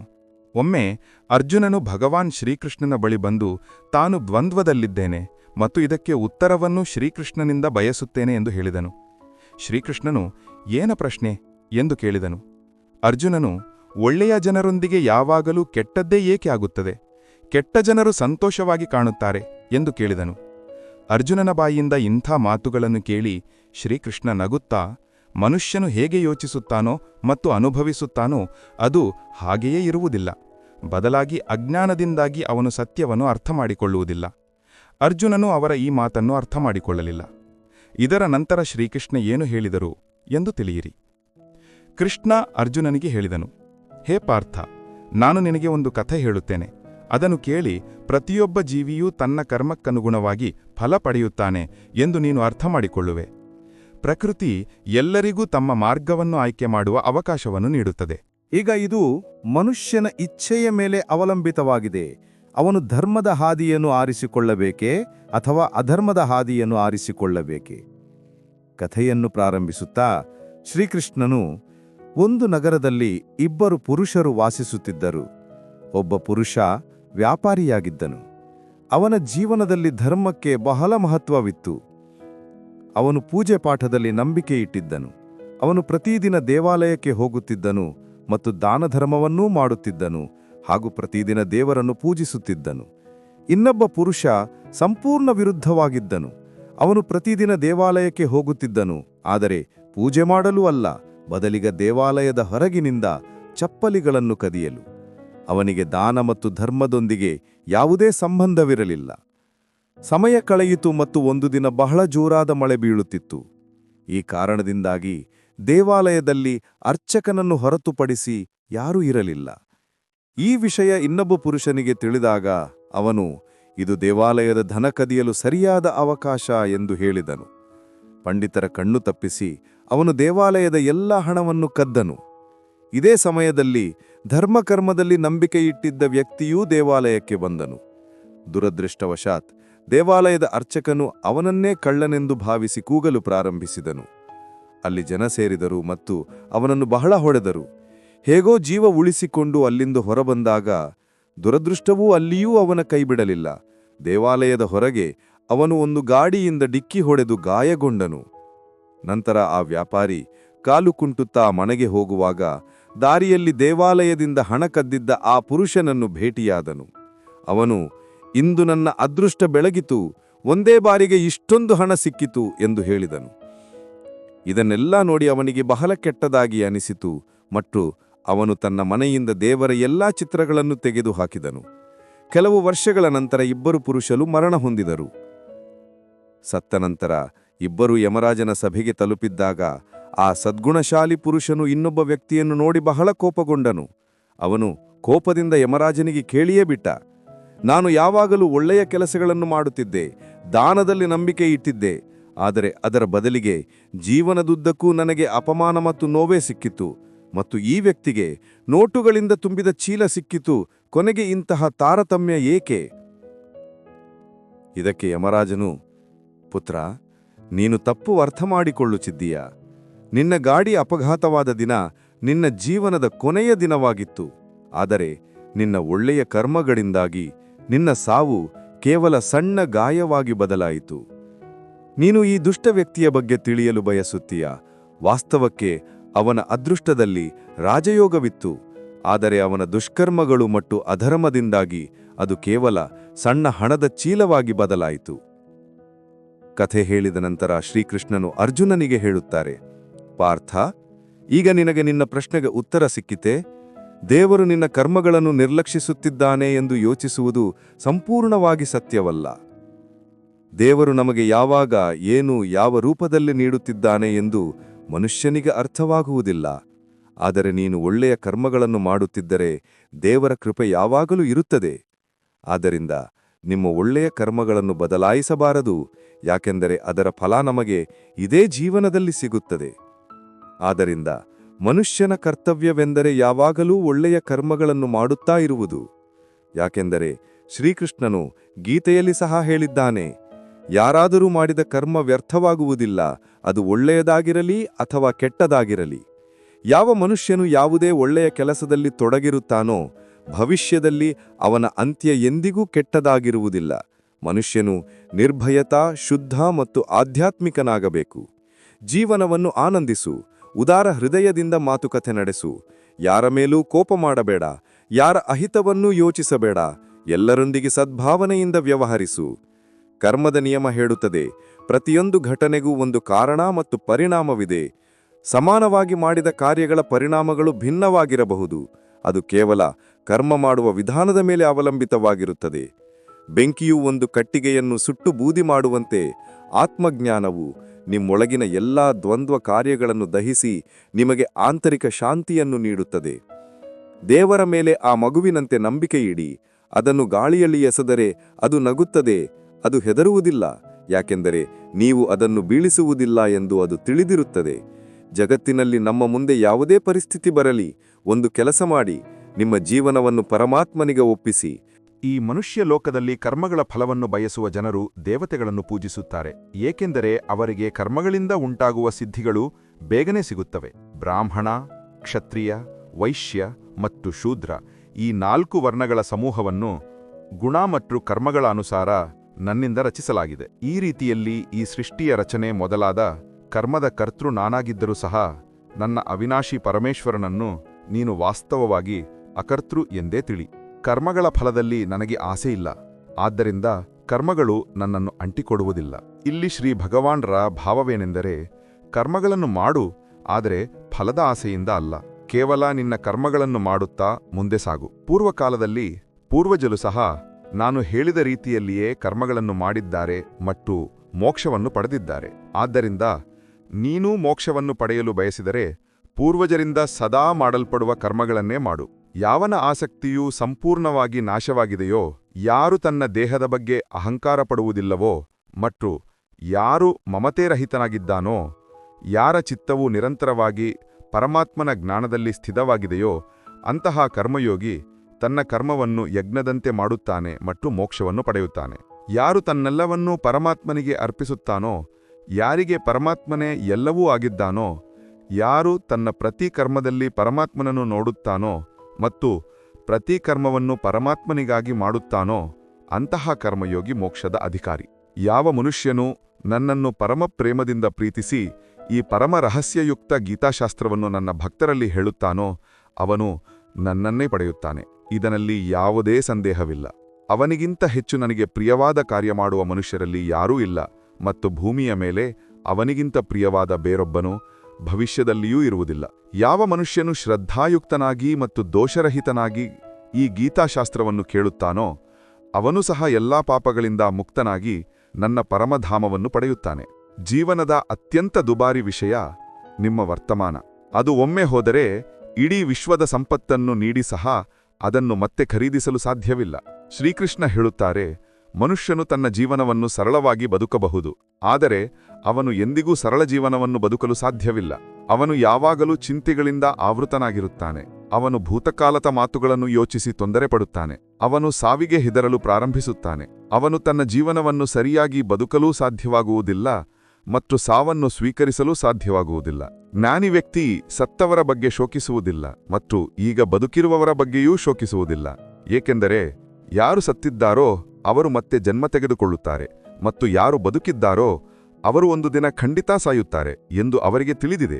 ಕೃಷ್ಣ ಹೇಳುತ್ತಾರೆ, ನಿನ್ನ ಕಳೆದುಹೋದ ನಿನ್ನೆಯನ್ನು ನಾನು ಸರಿಪಡಿಸಲು ಸಾಧ್ಯವಿಲ್ಲ, ಆದರೆ ನಿನ್ನ ವರ್ತಮಾನದಲ್ಲಿ ನೀನು ಒಳ್ಳೆಯ ಕರ್ಮ ಮಾಡಿದರೆ ನಿನ್ನ ಮುಂದಿನ ನಾಳೆಯನ್ನು ನಾನು ಖಂಡಿತವಾಗಿ ಉಜ್ವಲಗೊಳಿಸುತ್ತೇನೆ.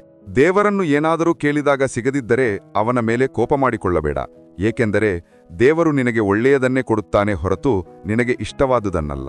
ಸಮುದ್ರ ದಾಟಲು ದೋಣಿಯೇ ಏಕೈಕ ಸಾಧನವಾದಂತೆ ಸ್ವರ್ಗಕ್ಕೆ ಸತ್ಯವೇ ಏಕೈಕ ಮೆಟ್ಟಿಲು. ನಾವು ಮಾತನಾಡದಿದ್ದರೂ ಅವನು ಕೇಳುತ್ತಾನೆ, ಆದ್ದರಿಂದ ಅವನ ಹೆಸರು ಪರಮಾತ್ಮ. ಅವನು ಮಾತನಾಡದಿದ್ದರೂ ನಮಗೆ ಕೇಳಿಸಿದರೆ ಅದಕ್ಕೆ ಶ್ರದ್ಧೆ ಎಂದು ಹೆಸರು. ಕೃಷ್ಣ ಹೇಳುತ್ತಾರೆ, ನಾನು ಭೂಮಿಯ ಮಧುರ ಸುಗಂಧ, ನಾನು ಅಗ್ನಿಯ ಉಷ್ಣತೆ, ನಾನು ಎಲ್ಲಾ ಜೀವಿಗಳ ಜೀವನ ಮತ್ತು ಸನ್ಯಾಸಿಗಳ ಆತ್ಮಸಂಯಮವೂ ನಾನೇ.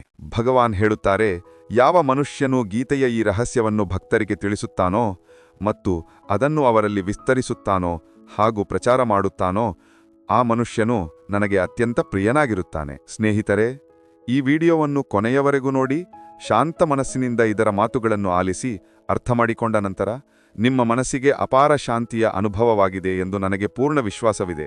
ಅಷ್ಟೇ ಅಲ್ಲ, ನಿಮ್ಮ ವಿಚಾರಗಳಲ್ಲಿಯೂ ಮತ್ತು ಜೀವನದಲ್ಲಿಯೂ ಬಹಳಷ್ಟು ಸಕಾರಾತ್ಮಕ ಬದಲಾವಣೆಗಳು ಖಂಡಿತ ಬರುತ್ತವೆ. ಈ ಗೀತಾಸಾರವನ್ನು ಕೊನೆಯವರೆಗೂ ಕೇಳುವ ಮತ್ತು ಅದರ ಜ್ಞಾನವನ್ನು ತನ್ನ ಜೀವನದಲ್ಲಿ ಅಳವಡಿಸಿಕೊಳ್ಳುವ ಪ್ರತಿಯೊಬ್ಬರಿಗೂ ಅವರ ಪ್ರತಿಯೊಂದು ಸಮಸ್ಯೆಗೂ ಪ್ರತಿಯೊಂದು ತೊಂದರೆಗೂ ಖಂಡಿತ ಪರಿಹಾರ ಸಿಗುತ್ತದೆ ಎಂದು ನಾನು ಖಚಿತವಾಗಿ ಹೇಳಬಲ್ಲೆ. ಅವರು ಏನನ್ನು ಪಡೆಯಲು ಬಯಸುತ್ತಾರೋ ಅದೆಲ್ಲವೂ ಅವರಿಗೆ ಸಿಗುತ್ತದೆ. ಈ ವಿಡಿಯೋದಿಂದ ನೀವು ಬಹಳಷ್ಟು ಕಲಿತಿದ್ದೀರಿ ಎಂದು ನಾನು ಆಶಿಸಿದ್ದೇನೆ. ವಿಡಿಯೋವನ್ನು ಲೈಕ್ ಮಾಡಿ ಮತ್ತು ಕಮೆಂಟ್ನಲ್ಲಿ ಜೈ ಶ್ರೀ ರಾಧೇ ಕೃಷ್ಣ ಎಂದು ಬರೆಯಲು ಮರೆಯಬೇಡಿ. ಮತ್ತು ಇಂತಹ ಜ್ಞಾನವರ್ಧಕ ವಿಡಿಯೋಗಳಿಗಾಗಿ ನಮ್ಮ ಚಾನಲ್ ಅನ್ನು ಸಬ್ಸ್ಕ್ರೈಬ್ ಮಾಡಿ ಗಂಟೆಯನ್ನು ಒತ್ತಿ. ಭಗವಾನ್ ಶ್ರೀಕೃಷ್ಣ ನಿಮಗೆ ಯಾವಾಗಲೂ ಸಂತೋಷವನ್ನು ನೀಡಲಿ. ಜೈ ಶ್ರೀ ರಾಧೇ ಕೃಷ್ಣ.